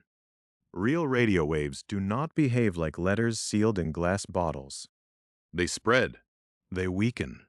They reflect, scatter, and encounter the environments between worlds. Around Jupiter, they would also have to pass through one of the most difficult electromagnetic neighborhoods in the solar system. Europa is not sitting in a quiet, dark room. It moves inside Jupiter's vast magnetic influence in a region where plasma, radiation, and radio noise are not background decoration. They are part of the physics. So when I say Earth has leaked into the dark, I do not mean that some named broadcast crossed space, slipped beneath Europa's surface, and waited there like a buried record. That is not a verified fact, and it is not what this chapter claims. The point is more careful than that. Earth Origin Radio gives the fictional signal a language of comparison. It gives the investigators something recognizable enough to be unsettling, but not reliable enough to be accepted. The third possibility was artifact. That word is colder than signal and far more common in real investigations. An artifact can be born inside an instrument.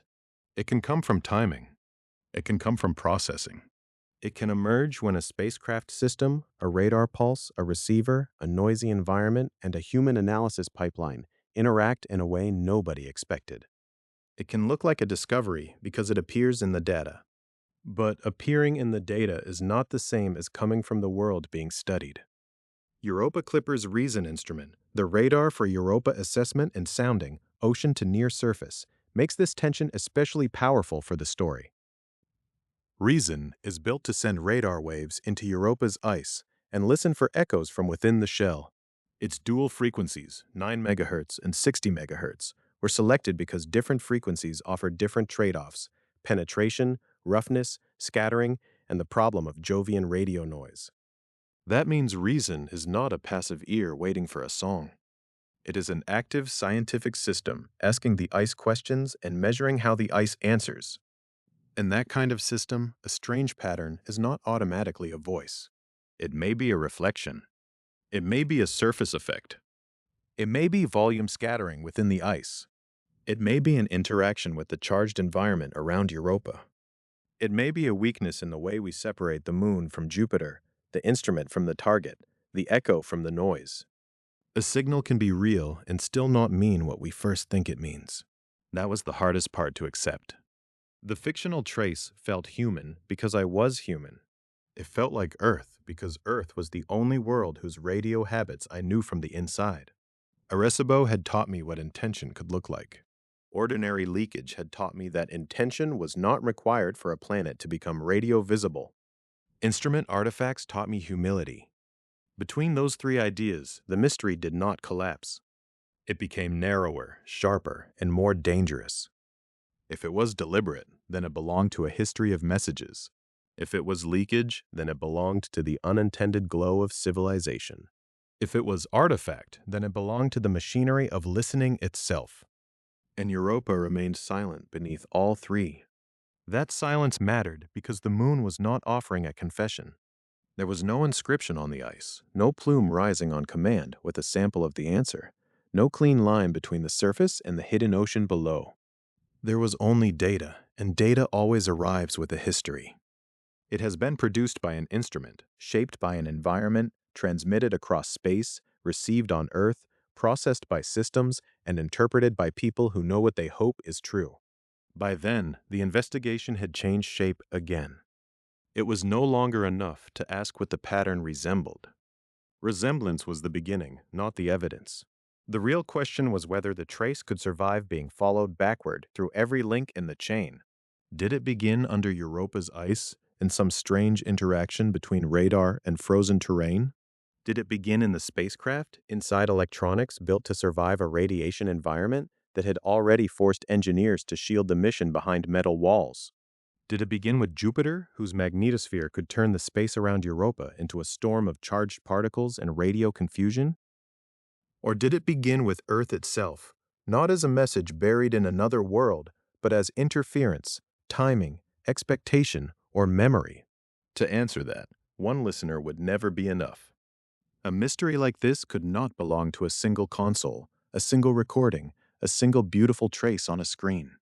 It would have to be checked against clocks, antennas, spacecraft telemetry, transmission windows, and the disciplined habits of deep space communication. The whisper, if it was a whisper, had crossed too much darkness to be trusted on feeling alone. Somewhere on Earth, the largest ears we had built for spacecraft would have to turn toward it. Not to believe it. Not yet. To measure it. To compare it. To ask whether the sound came from Europa, from the machine above it, from our own planet, or from the enormous charged silence between worlds. The largest ears on Earth were not built to chase ghosts. They were built to do something quieter, and in some ways more difficult: keep faith with machines so far away that a command sent from Earth becomes an act of patience. NASA's Deep Space Network is not a single dish in a desert, not one lonely antenna waiting for a miracle. It is an international system of giant antennas used to communicate with spacecraft at the moon and beyond, spread across Earth so that as the planet turns, one part of the network can hand the sky to another. Goldstone in California. Madrid in Spain. Canberra in Australia. 3 places separated by oceans, continents, weather, politics, night, and daylight, yet joined by the same discipline. Point precisely, listen carefully, time everything, trust nothing until it has survived comparison. That was why the whisper could not remain inside the first file. In the fiction of this investigation, the first hint had appeared where it should not have appeared, folded into data gathered over Europa's fractured surface. It had the wrong emotional temperature for ordinary noise. Too orderly to ignore, too faint to trust, too familiar to name. But the moment it left the instrument log and entered the communications chain, it changed categories. It was no longer just a strange pattern in radar contexts. It became a question for the entire route between Europa and Earth. Because a spacecraft does not speak to us in a vacuum of meaning. It speaks through systems. It speaks through transmitters, receivers, antennas, software, clocks, scheduled communication windows, spacecraft orientation, power limits, archived commands, and Earth-based stations that must distinguish a real downlink from everything that can imitate one. Before anyone could say the signal came from Europa, they had to ask whether it came from the spacecraft itself. Before anyone could say it came from the spacecraft, they had to ask whether it had entered at Earth. Before anyone could blame Earth, they had to ask whether Jupiter's charged environment, the space between worlds, or the receiving hardware had shaped the trace into something that only looked intentional. That is where the Deep Space Network became part of the story. Not as a dramatic machine that instantly confirms the impossible, but as a discipline designed to slow the impossible down. A single listener can be fooled. A single antenna can catch local interference. A single pass can contain a coincidence that looks, for one breath, like revelation. But a network has memory. It has geography. It has handovers. It has records of when a spacecraft was transmitting and when it was not, when one antenna had the target and when another took over, what frequency bands were expected, what telemetry should have looked like, and whether the same disturbance appeared where no Europa signal should have been. So the first question was not, what does it mean? The first question was, when did it happen? Time is the skeleton of deep space communication. Every fragment of data is tied to a clock. Every command has a history. Every received signal has a path, not just through space, but through the procedures that allowed it to be recognized as a signal at all. If the whisper appeared during a scheduled downlink, it had one kind of meaning. If it appeared outside the expected behavior of the spacecraft, it had another. If Goldstone saw it, but Madrid did not, that mattered. If Canberra caught a matching feature later, during a different viewing geometry, that mattered too. If the same pattern appeared in an engineering channel, a science data product, and a ground receiver log, the mystery tightened. If it appeared in only one processed file after correction and compression, the mystery might dissolve into the machinery of interpretation. This is not the way legends prefer to be born. Legends, like a person alone in the dark, headphones on, suddenly hearing a message from another world. Deep space work is less theatrical and more merciless. It asks for redundancy. It asks for independent checks. It asks whether the signal was present before processing or created after processing. It asks whether a timing offset moved the pattern into apparent alignment. It asks whether a spacecraft clock drifted, whether a receiver state changed, whether a transmission window overlapped with another operation, whether the spacecraft was pointed as expected, whether the instrument was active, whether Jupiter was in a position to contaminate the measurement, whether the antenna on Earth was looking exactly where the record said it was looking. In our fictional control room, the whisper did not arrive as a voice. It arrived as a disagreement. One group saw a repeated structure embedded in the science return from a Europa flyby. Another group saw a possible artifact tied to spacecraft handling. A communications engineer asked why the timing matched a boundary in the downlink session more closely than it matched the surface track below the spacecraft. Someone else noticed that the suspected pattern looked stronger after one stage of data reconstruction than before it. No one celebrated. No one declared contact. They did what the Deep Space Network teaches people to do. They made the mystery pass through more clocks. The beauty of Goldstone, Madrid, and Canberra is not merely that they are far apart. It is that their separation turns Earth's rotation from an obstacle into a method. As our planet spins, a spacecraft that is sinking below the horizon for one complex can rise into view for another. The sky is not held continuously by one place, but passed along. In that passing, errors can reveal themselves. A local disturbance in California should not follow the spacecraft neatly to Spain. A ground problem in Spain should not reappear in Australia with the timing expected from a distant probe. A true spacecraft transmission should behave like something tied to the geometry of the mission, not the habits of a single landscape on Earth. But even that did not make the answer simple. Europa was not an easy source to isolate. The spacecraft was moving through a region shaped by Jupiter, the giant planet whose magnetosphere and radiation environment had already complicated every earlier assumption.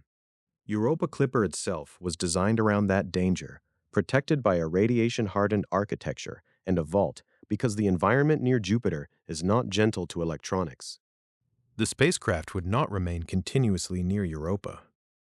It would make close flybys, brief encounters in which science had to be gathered quickly and transmitted home through systems that had to survive the journey.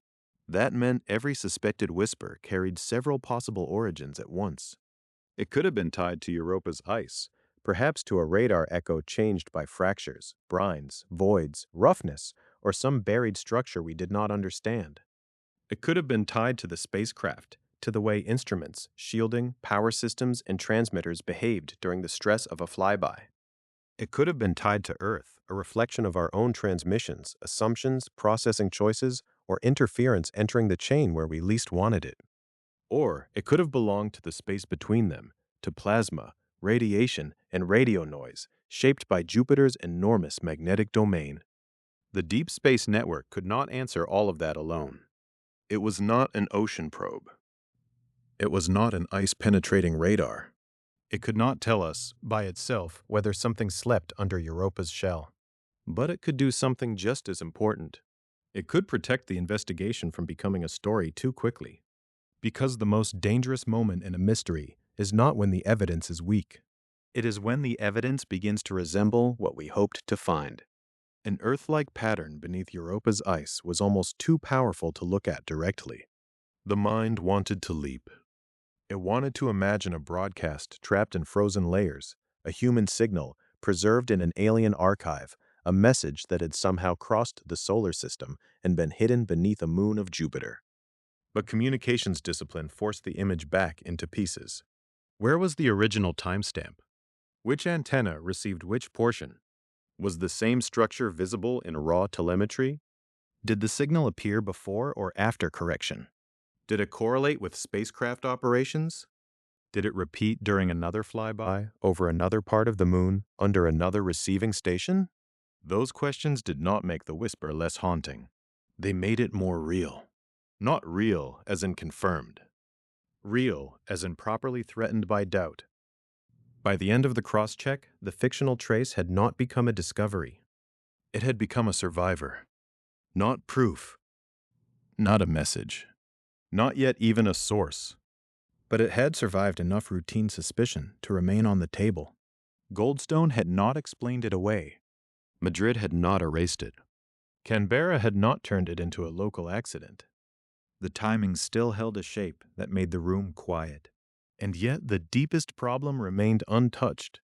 If the signal had some relationship to Europa, how could anything from beneath or within the ice have found a path into the instruments at all?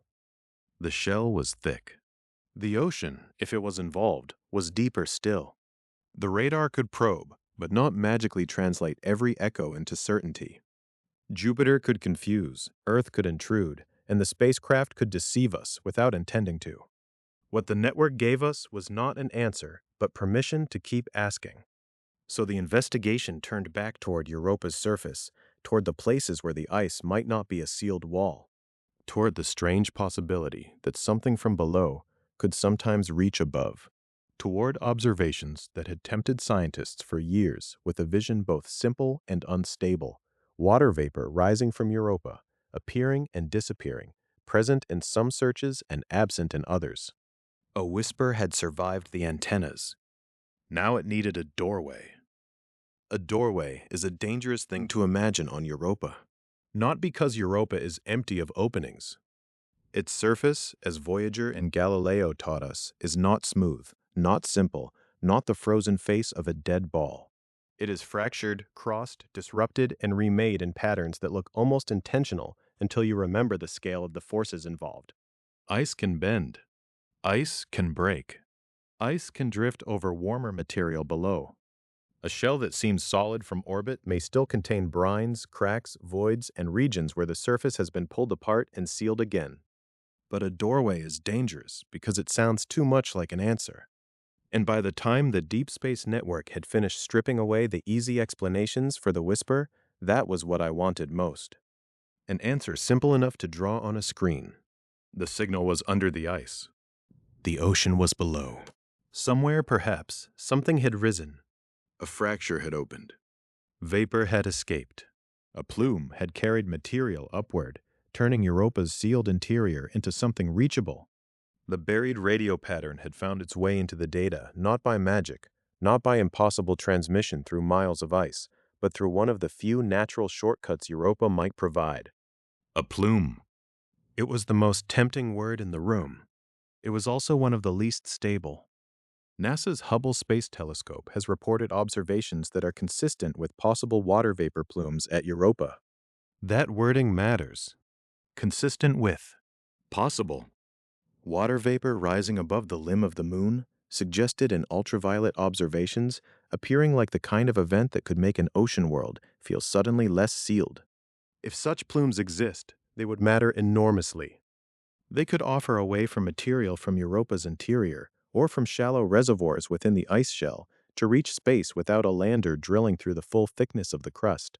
For scientists, that possibility is powerful. For a story like ours, it is almost irresistible. Imagine Europa turning beneath Jupiter's radiation belts, its icy surface glowing faintly in reflected sunlight, its dark lineae tracing old fractures across the moon. Somewhere near a disturbed region, a hidden pocket of water or briny slush is pressurized. The shell shifts. The crack opens. For a moment, vapor rises into space. Not forever. Not like a geyser built for spectacle. Just briefly. A pale breath from a moon that usually says nothing directly. A spacecraft passes through the aftermath. Or its instruments look across the edge of the moon at just the right time. Or radar, listening for echoes in the ice, crosses a place where recent activity has changed the structure below. Suddenly, the fiction has a route. Not a tunnel to the ocean, necessarily. Not a clean pipe from the depths. But a possible connection between the buried and the visible, between what Europa hides and what our machines can touch. That was the version I wanted to believe. But the real Europa refused to become that simple. Plume activity at Europa remains intermittent and difficult to confirm. The reports are not a steady drumbeat. They are not the kind of phenomenon where every instrument looks and sees the same thing every time. They are more like brief appearances at the edge of certainty, glimpses that may depend on timing, geometry, sensitivity, and the moon's own changing behavior. In some searches, evidence appears. In others, it does not. The absence does not prove there are no plumes. The presence does not yet make them easy to map, predict, or use as a permanent explanation. That uncertainty changed the mood of our investigation. At first, I had treated the plume as a key. The signal under the ice had survived too many checks to be dismissed as an ordinary Earthside artifact. The path through the shell was the problem. A plume seemed to solve it. If water vapor could rise from Europa, then perhaps some region of the ice was active enough, broken enough, or recently altered enough to preserve strange electromagnetic behavior in the radar data. Perhaps the repeating pattern did not come from the deep ocean at all. Perhaps it came from shallow ice changed by upward-moving material. But a key that may or may not exist cannot unlock the case. The most sobering detail came not from imagination, but from the patience of observation. NASA has reported ground-based observations that directly detected water vapor above Europa once during 17 nights of observations between 2016 and 2017. Once. 17 nights of looking and one direct detection. There is a loneliness in that number. Not because the detection is unimportant. Quite the opposite. A direct detection of water vapor above Europa is exactly the kind of clue that makes the moon feel active, present, and capable of surprising us. It tells us that under the right conditions, something water-related can be seen above the surface. It supports the possibility that Europa does not always keep its volatile material completely locked away. But once in 17 nights also teaches restraint. If you were designing a mystery badly, you would put a plume wherever the plot needed it. You would open the ice on command. You would let the moon breathe precisely when the spacecraft looked. You would turn an intermittent observation into a reliable mechanism, because reliable mechanisms make stories easier to follow. Europa is not easy to follow. In the fictional data, the suspected signal lay near a region where the ice looked disrupted enough to encourage speculation. The radar echoes were complicated. The timing was suspicious. A faint change in the surface environment, if it had happened recently, might have altered the way a radio pulse scattered. A plume, or something like plume activity, could explain why a buried pattern seemed less buried than it should have been. I remember staring at the map and realizing how quickly hope can become contamination. We had spent chapters learning to distrust Jupiter's noise, Earth's leakage, instrument behavior, and the longing to find structure and static. Now we had to distrust the most beautiful explanation of all. A plume would give the signal a doorway. But Europa had not promised us a door. The Hubble observations lived in that difficult territory between wonder and caution. They suggested that water vapor plumes might occur. They did not give us a schedule. They did not turn Europa into Enceladus in our minds with easy certainty and repeated spectacle. They left us with a moon where activity might be real, but not constant, where material might escape, but not when we ask it to, where the most important event could be missed by hours, days, or years. That made the fictional investigation more cinematic, but also more honest. The absence of a confirmed plume over the exact site did not kill the signal. It only killed the shortcut. We could no longer say, "The whisper came through here," and be done. We could only say that Europa has shown hints of being less sealed than it looks. It may sometimes release water vapor. It may sometimes connect its hidden reservoirs to space. It may offer access points, but they are unreliable, intermittent, and hard to prove. And so the word possible became heavier than the word plume. Possible meant the moon could still surprise us. Possible meant the buried trace did not have to remain locked behind an impossible wall. Possible meant the surface might be active in ways that a fast flyby could catch, if luck, geometry, and instrument timing aligned. But possible also meant we had no right to close the case. The signal remained where it had been from the beginning, measured, questioned, and unresolved. It resembled something from Earth, but no verified real observation has ever found an Earth-origin radio signal buried beneath Europa's ice. It appeared in a place where a pathway would be useful, but useful is not the same as true. Plumes could carry material upward. They could change the near-surface environment. They could offer a fleeting bridge between the hidden ocean world and the vacuum above it. Or they could be absent when it mattered most. That was the lesson of Europa's breath. Not that the moon had opened for us, but that it might open, briefly, unpredictably, and without warning. Enough to keep the question alive. Not enough to let us rest. By then, the investigation had become less like decoding a message and more like waiting for an alignment. Earth had listened through Goldstone, Madrid, and Canberra. The spacecraft had survived inside its shielded vault. The radar had seen echoes it could not easily explain. Jupiter had been accused and not acquitted. The ice had become not a wall, but a complicated witness. And somewhere in that witness, perhaps, there was a place where the shell had breathed. To test that possibility, one pass would never be enough.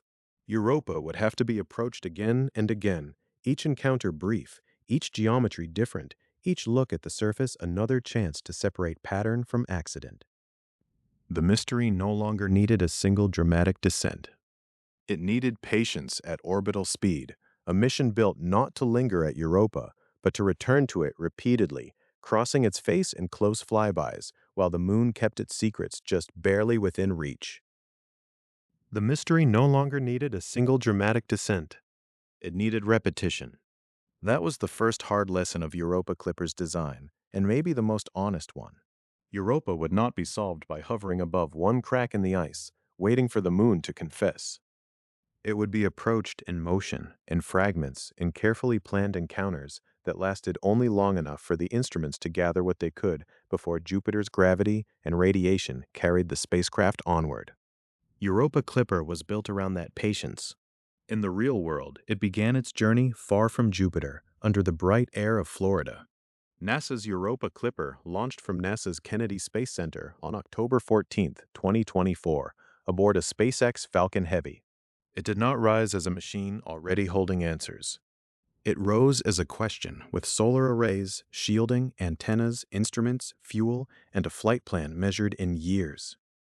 Its target was a moon that had been haunting planetary science for decades. Europa, ice-covered, fractured, and believed to hide a saltwater ocean beneath its crust.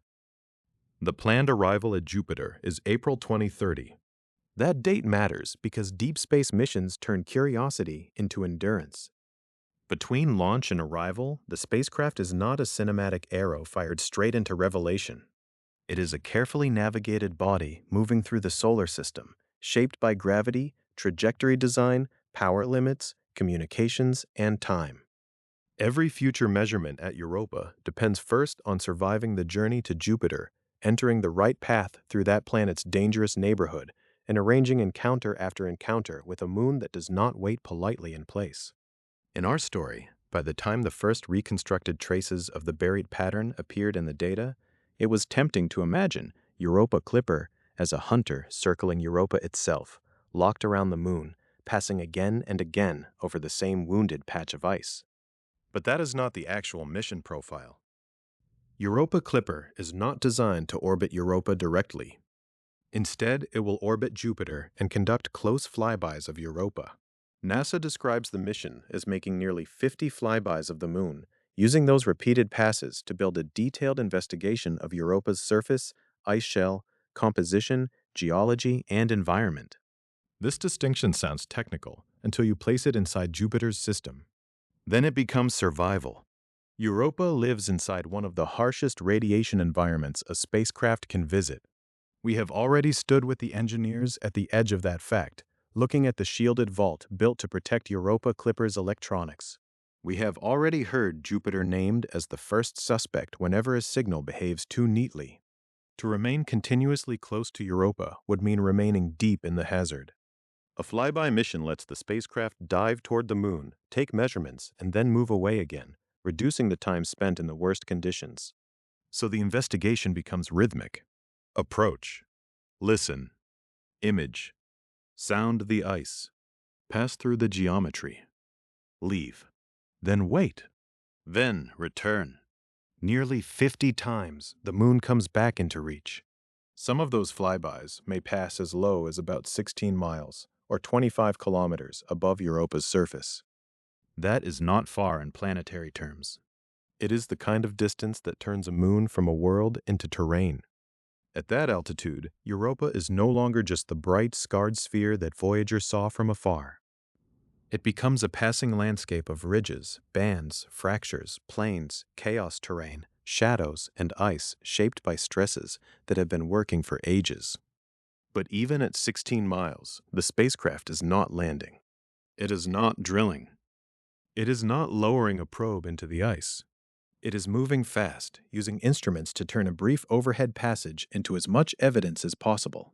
For the fictional signal beneath the ice, that changes everything. If the buried pattern were real inside the story, it would not be examined once like an object on a table. It would be crossed, missed, crossed again, seen at one angle and lost at another. It might appear stronger when the spacecraft's path lined up with a particular fracture field. It might fade when Jupiter's plasma environment changed.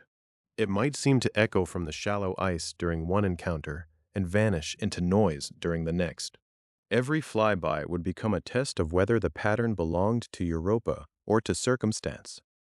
That is where the drama becomes quieter, but deeper. A single detection can seduce the mind. A repeated detection must survive geometry.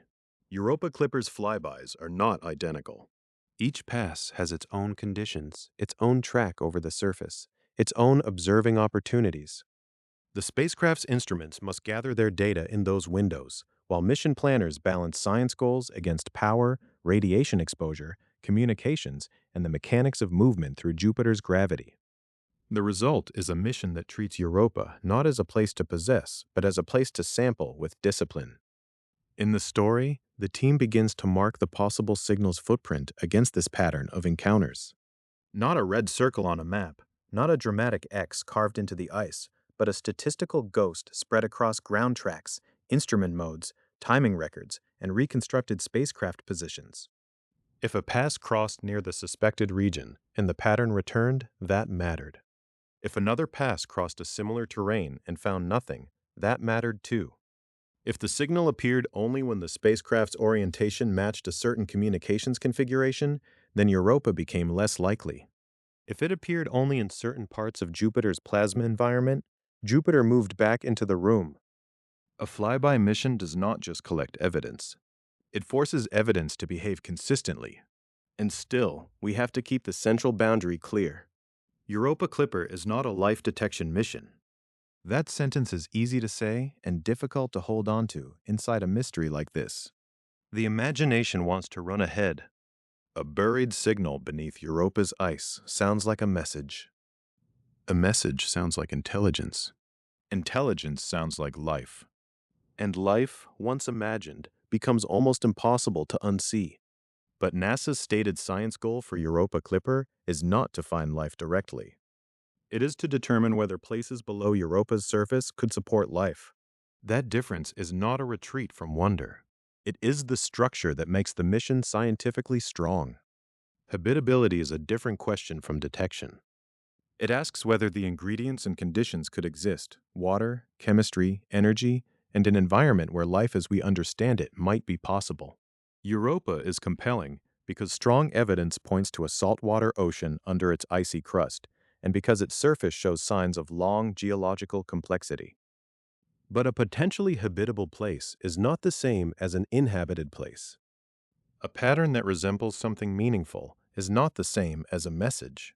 An Earth-like rhythm and data is not proof that Earth placed it there, or that Europa preserved it, or that anything below the ice is answering. This is why the mission profile matters to the story's conscience. If Europa Clipper were a fictional miracle machine, it could arrive at the suspicious coordinates, lower itself gently, and reveal the truth in a single scene. But the real spacecraft carries a different kind of suspense. It is designed for evidence that accumulates.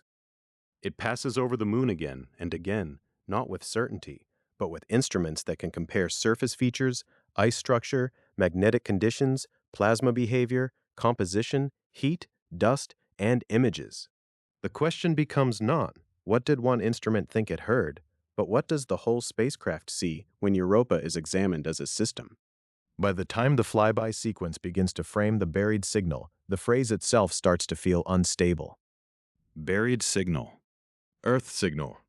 Radio signal. Each word has to earn its place.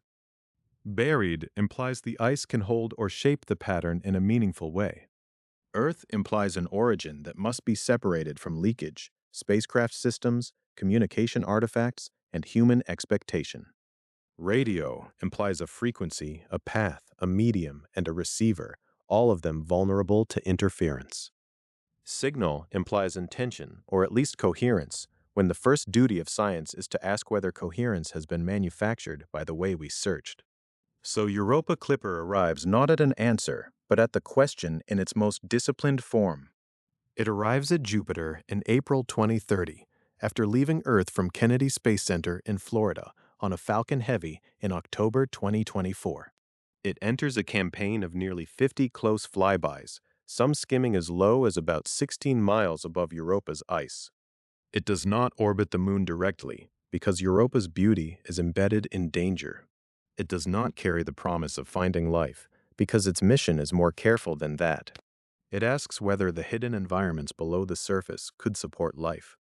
And in the space between those facts, our fictional mystery finds its shape. Each flyby becomes another pass over the possibility, another narrow crossing above the ice, Another chance for the radar echoes to repeat, for the timing to line up, for the pattern to survive a new geometry or fail under a new test. The moon turns beneath the spacecraft. Jupiter's magnetosphere presses around both of them. Earth waits through the deep space network, receiving not a confession, but data. The first pass does not settle it. Neither does the second. That is the strange mercy of a mission built on return. Europa Clipper gives the question time to become more precise. If the pattern is only a trick of plasma, the plasma must betray itself. If it is only an artifact of the instrument must reveal its habit. If it belongs to the ice must show some relationship to terrain, depth, structure, or composition. If it only looks like something from Earth because human beings are so good at finding ourselves in noise, then the full suite of measurements must make that visible too. A single ear had heard a whisper. A network of antennas had refused to believe too quickly. A possible plume had offered a doorway, but not a guarantee. Now the spacecraft itself would become the discipline around the story, returning to Europa until mystery either sharpened into evidence or dissolved into environment. But no one instrument could carry that burden alone. To ask whether an impossible pattern was truly coming from beneath Europa's ice, the mission would need every kind of witness it had brought across the solar system: radar, fields, particles, images, heat, composition, dust. Not one voice, but 9, each listening to Europa in a different language, each capable of confirming, complicating, or quietly undoing the signal that had brought us this far. Not one voice, but 9. That was how the mystery began to change shape. Until then, it had been tempting to imagine Europa Clipper as a listener, as if the spacecraft had crossed the solar system carrying one enormous ear. But that was never what it was. It was a moving laboratory, built for a place where every answer could be contaminated by another answer. Europa was not simply ice. It was ice under radiation, ice above salt water, ice moving through Jupiter's magnetosphere, ice scarred by fractures, possibly venting vapor, reflecting radar, scattering particles, and disturbing magnetic fields. So when the pattern appeared again, faint and Earth-like in a way that made the room go silent, the first question was not, "What does it say?" The first question was, which instrument believes it? Europa Clipper carries 9 science instruments, and in the fictional investigation, that number became less like a specification and more like a court. Each instrument had a different way of interrogating the same moon. None could tell the whole truth alone. Together, they could expose a mistake with a kind of mercy.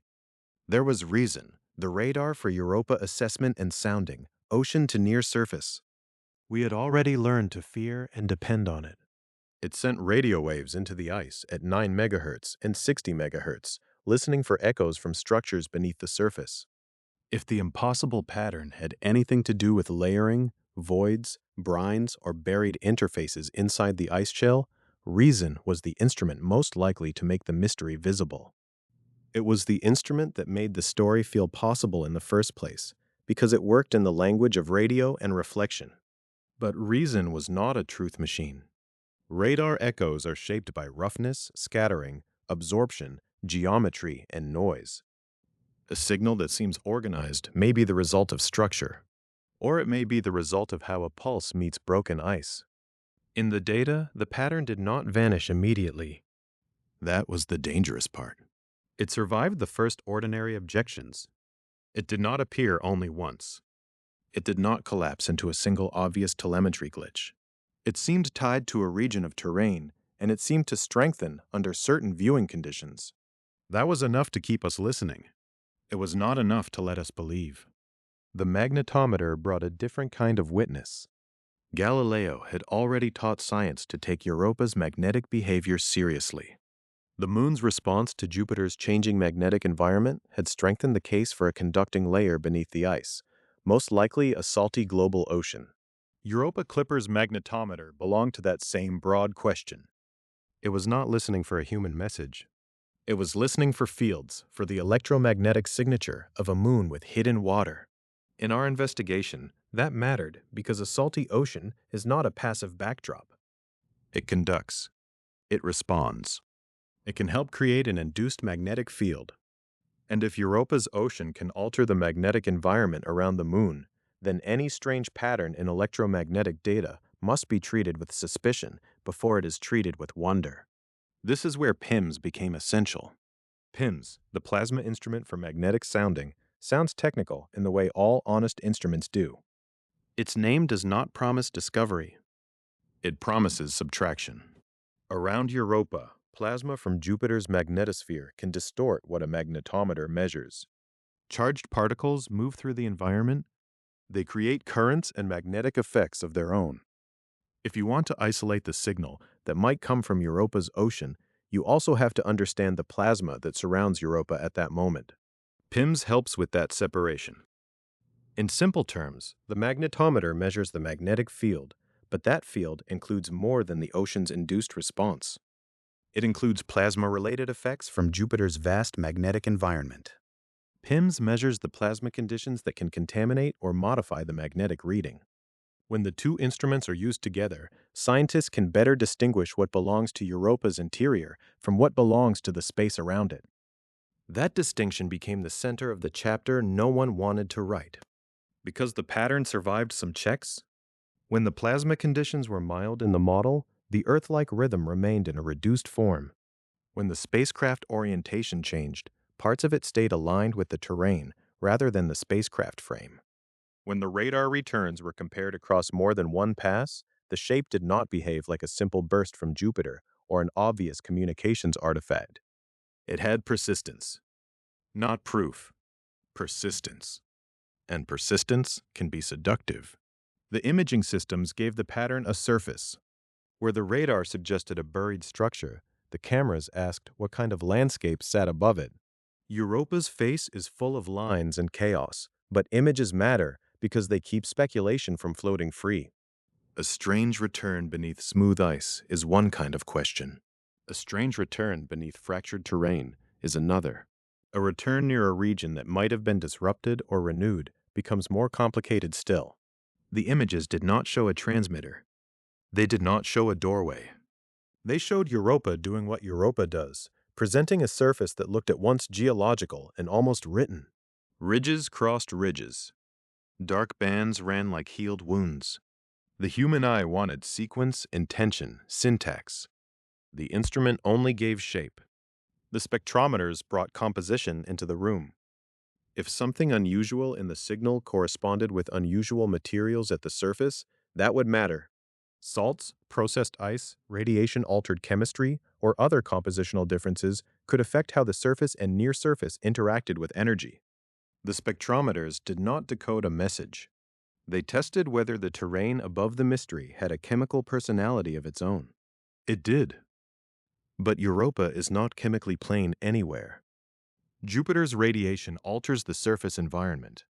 The ice may preserve, expose, and transform materials in ways that do not require intelligence. The spectrometer data made the region interesting. It did not make it impossible. The thermal instrument asked a quieter question: is this place warm in a way that matters? Heat can reveal activity. It can hint at recent change, at surfaces that retain or lose warmth differently, at places where the ice may not behave like the ice around it. In the story, the thermal readings were one of the checks that almost convinced us the pattern had a physical source. There was a subtle thermal contrast. Not a furnace. Not a beacon. Just enough difference to make the buried structure feel less like a mathematical accident and more like a place. Then the mass spectrometer and the dust analyzer complicated the feeling. The mass spectrometer was there to measure particles and gases, to help understand Europa's composition if material from the surface or near surface entered the spacecraft's path. The dust analyzer looked at tiny grains, small messengers that could carry clues about Europa's surface and environment. In a story too eager for a buried message, these instruments forced attention back to matter. If something was being released, if a plume or sputtered material was present, if particles near the spacecraft carried the same signature as the suspicious terrain, then the radio pattern might belong to a broader environmental event. Some of the particle data seemed consistent with Europa being active in a local and messy way, but not all of it lined up.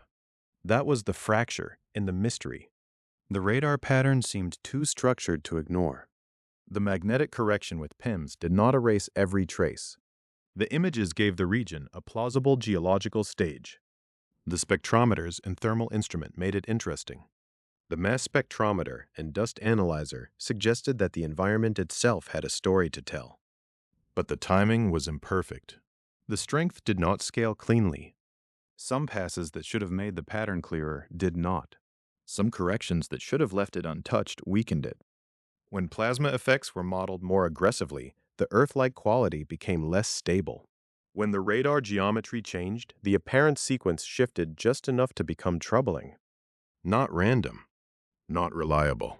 That middle state was harder than disbelief. A false signal does not always announce itself by vanishing. Sometimes it remains, but changes character depending on how you ask the question. Sometimes it keeps the part that attracts the human mind and loses the part that would make it evidence. Sometimes the universe gives you a pattern that resembles meaning because physics can make rhythms, repetitions, ratios, and echoes without needing to speak. I remember staring at the reduced data after the PIMS correction had been applied, beside the magnetometer record. The pattern was still there, but it no longer looked like a sentence. It looked like a coincidence with a skeleton. A structure produced by ice, ocean, plasma, spacecraft motion, and our own hunger for recognition. That may sound like a disappointment. It was not. It was the first honest shape the mystery had taken. Because if Europa Clipper's 9 instruments taught us anything, it was that a message must survive being translated into every language the spacecraft can speak. It must remain itself in radar, in fields, in plasma, in images, in spectra, in heat, in particles, in dust. It cannot depend on one instrument's weakness or one observer's longing. It cannot become meaningful only when the noisiest parts are ignored. The apparent Earth-like pattern had survived enough to deserve a name in the log. It had not survived enough to deserve belief. And that distinction mattered more than any dramatic announcement. Out at Europa, beneath Jupiter's immense magnetic shadow, a pattern can be real without being a message. It can be physical without being intentional. It can resemble Earth because Earth is the only library our minds know how to search first. So we stopped asking whether the ice was answering us. We began asking the harder question, whether what was buried there had ever been a reply at all. The harder question did not arrive like a revelation. It arrived like silence after a long transmission. By then, the pattern had been named, checked, doubted, recovered, and doubted again. It had moved through radar data, through timing corrections, through comparisons with plasma measurements and magnetic field behavior. It had passed near enough to meaning to become dangerous. Not dangerous because it threatened the spacecraft. Dangerous because it threatened judgment. A pattern that resembles a message can make the mind rush ahead of the evidence. It can make a scientist imagine a headline before the calibration is finished. It can make a listener hear intention where there may only be structure. And Europa, more than almost any world we have tried to understand, is built from structures that can mislead us. Ice can layer. Brine can concentrate. Fractures can cross, freeze, reopen, and freeze again. A salty ocean can conduct electricity beneath a crust that no human machine has drilled through. Jupiter can fill the space around the moon with radiation and plasma, turning the environment itself into part of the instrument. A radar echo can be real and still not be simple. A magnetic response can be profound and still not be biological. A repeated feature can be physical without being communicative. So the final conclusion was not the one the story seemed to want. What was buried was not a reply. Not a reply from the Arecibo message. Not a verified signal from another intelligence. Not evidence that Europa had heard Earth and answered from beneath its shell. The Arecibo message was real. That matters. It was transmitted from the Arecibo Observatory in Puerto Rico on November 16, 1974, aimed toward the globular cluster M13. It contained 1,679 bits, arranged to encode numbers, chemistry, information related to DNA, a human figure, the solar system, and the telescope itself. It was one of the clearest moments when humanity deliberately turned radio technology into a kind of cosmic self-portrait. but its direction and distance closed the door on the easy myth. M13 is about 25,000 light-years away. The message has not reached its target. It cannot have arrived, been received, been understood, been answered, and returned. Not in the lifetime of the observatory. Not in the lifetime of radio astronomy. Not in the lifetime of the species that sent it. And Europa was never on that route. That is the part of the mystery that has to be let go gently but completely. The beautiful symmetry cannot survive the geometry. The emotional appeal cannot outrun light time. A signal that appears beneath Europa's ice cannot be treated as an answer to a transmission still crossing the dark. Nor can it be treated as verified evidence of life. Europa remains one of the most compelling places in the solar system because it may have the ingredients of habitability: an icy shell, a hidden saltwater ocean, chemistry shaped by a harsh surface environment, and energy moving through a world that is not geologically dead in the simple way it once appeared from afar. NASA describes Europa Clipper not as a life detection mission, but as a mission to determine whether places below Europa's surface could support life. That distinction is not modesty for public relations. It is the boundary between wonder and claim. A habitable environment is not the same as inhabited. A chemical possibility is not the same as biology. A signal-like pattern is not the same as a sender. The instruments can narrow the question. They can reveal layers in the ice, measure fields, sample particles, study surface composition, search for heat patterns, and help separate Europa's own magnetic response from the plasma that Jupiter drives around it. PIMS and the magnetometer can work together to reduce confusion between ocean signatures and plasma effects. Reason can probe the ice with radio waves at 9 MHz and 60 MHz, listening for echoes shaped by structure below the surface. The Deep Space Network can receive spacecraft data through Goldstone, Madrid, and Canberra, giving Earth a disciplined way to hear across distance. But none of those systems remove the central difficulty. Europa is not quiet. Jupiter's magnetosphere is not a background detail. It is part of the story's physics. It is why the spacecraft carries hardened systems and why Europa Clipper uses a protective electronics vault with aluminum-zinc alloy walls about 1/3 of an inch or 9.2 millimeters thick. It is why the mission does not settle into a gentle orbit around Europa, waiting comfortably above the same patch of ice. Instead, it makes flybys. It approaches, measures, survives, leaves, and returns. Even the act of listening must be protected from the place being listened to. That changes the meaning of the fictional discovery. If a repeating Earth-like pattern appears in data gathered near Europa, the first responsible question is not who sent it. The first question is what shaped it. The second is what distorted it. The third is whether it appears in independent measurements at the right times in the right geometries through instruments with different weaknesses. Only much later, if it survives every ordinary explanation, can a stranger question be allowed into the room.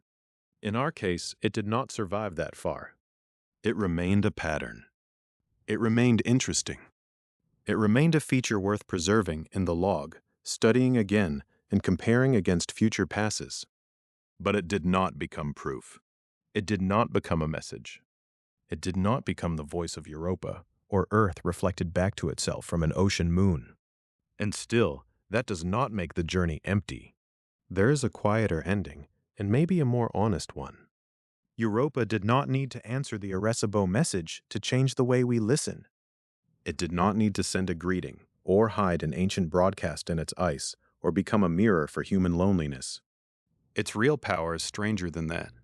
Europa forces us to confront the border between noise and information in a place where nature is complicated enough to imitate intention. A fractured surface can look written upon. A conducting ocean can produce a magnetic signature that points to something hidden. A radar echo can suggest buried structure without revealing its full cause. A plasma environment can interfere, distort, and invent false confidence. A human mind can recognize Earth in a pattern because Earth is the first pattern it knows. That may be the real signal buried under the ice, not a transmission from another mind, but a lesson in humility from a world that refuses to be simple. We began with the image of something impossible beneath Europa's surface, a radio trace that seemed to carry Earth back to us from the dark. We imagined a frozen archive, a moon that had somehow caught a fragment of humanity and kept it under miles of ice. But the science asks for a different kind of awe. Not the awe of being answered, the awe of realizing how much must be understood before an answer can even be recognized. Because one day, somewhere, there may be a signal that is not an artifact, not plasma, not interference, not a coincidence of structure and longing. If that day comes, the discipline learned at Europa will matter. The caution will matter. The refusal to believe too early will matter. Every false pattern carefully set aside will make the true one harder to miss. So we leave Europa where it has always been, circling Jupiter, scarred with dark lines, sealed beneath ice, pulled through a magnetic storm, guarding an ocean no human eye has seen. Not speaking, as far as we know. Not replying. But still, changing the question. Because after Europa, a signal is no longer just something that repeats. It is something that survives the environment that tries to imitate it. It survives the instruments that might distort it. It survives the hopes of the people listening. It remains when the noise has been honored, not ignored. And under that standard, the buried pattern becomes something less dramatic than a message, but perhaps more useful than a myth. It becomes a reminder that the universe does not owe us clear sentences. Sometimes it gives us ice, ocean, magnetism, radiation, and noise, and asks whether we are patient enough to learn the difference.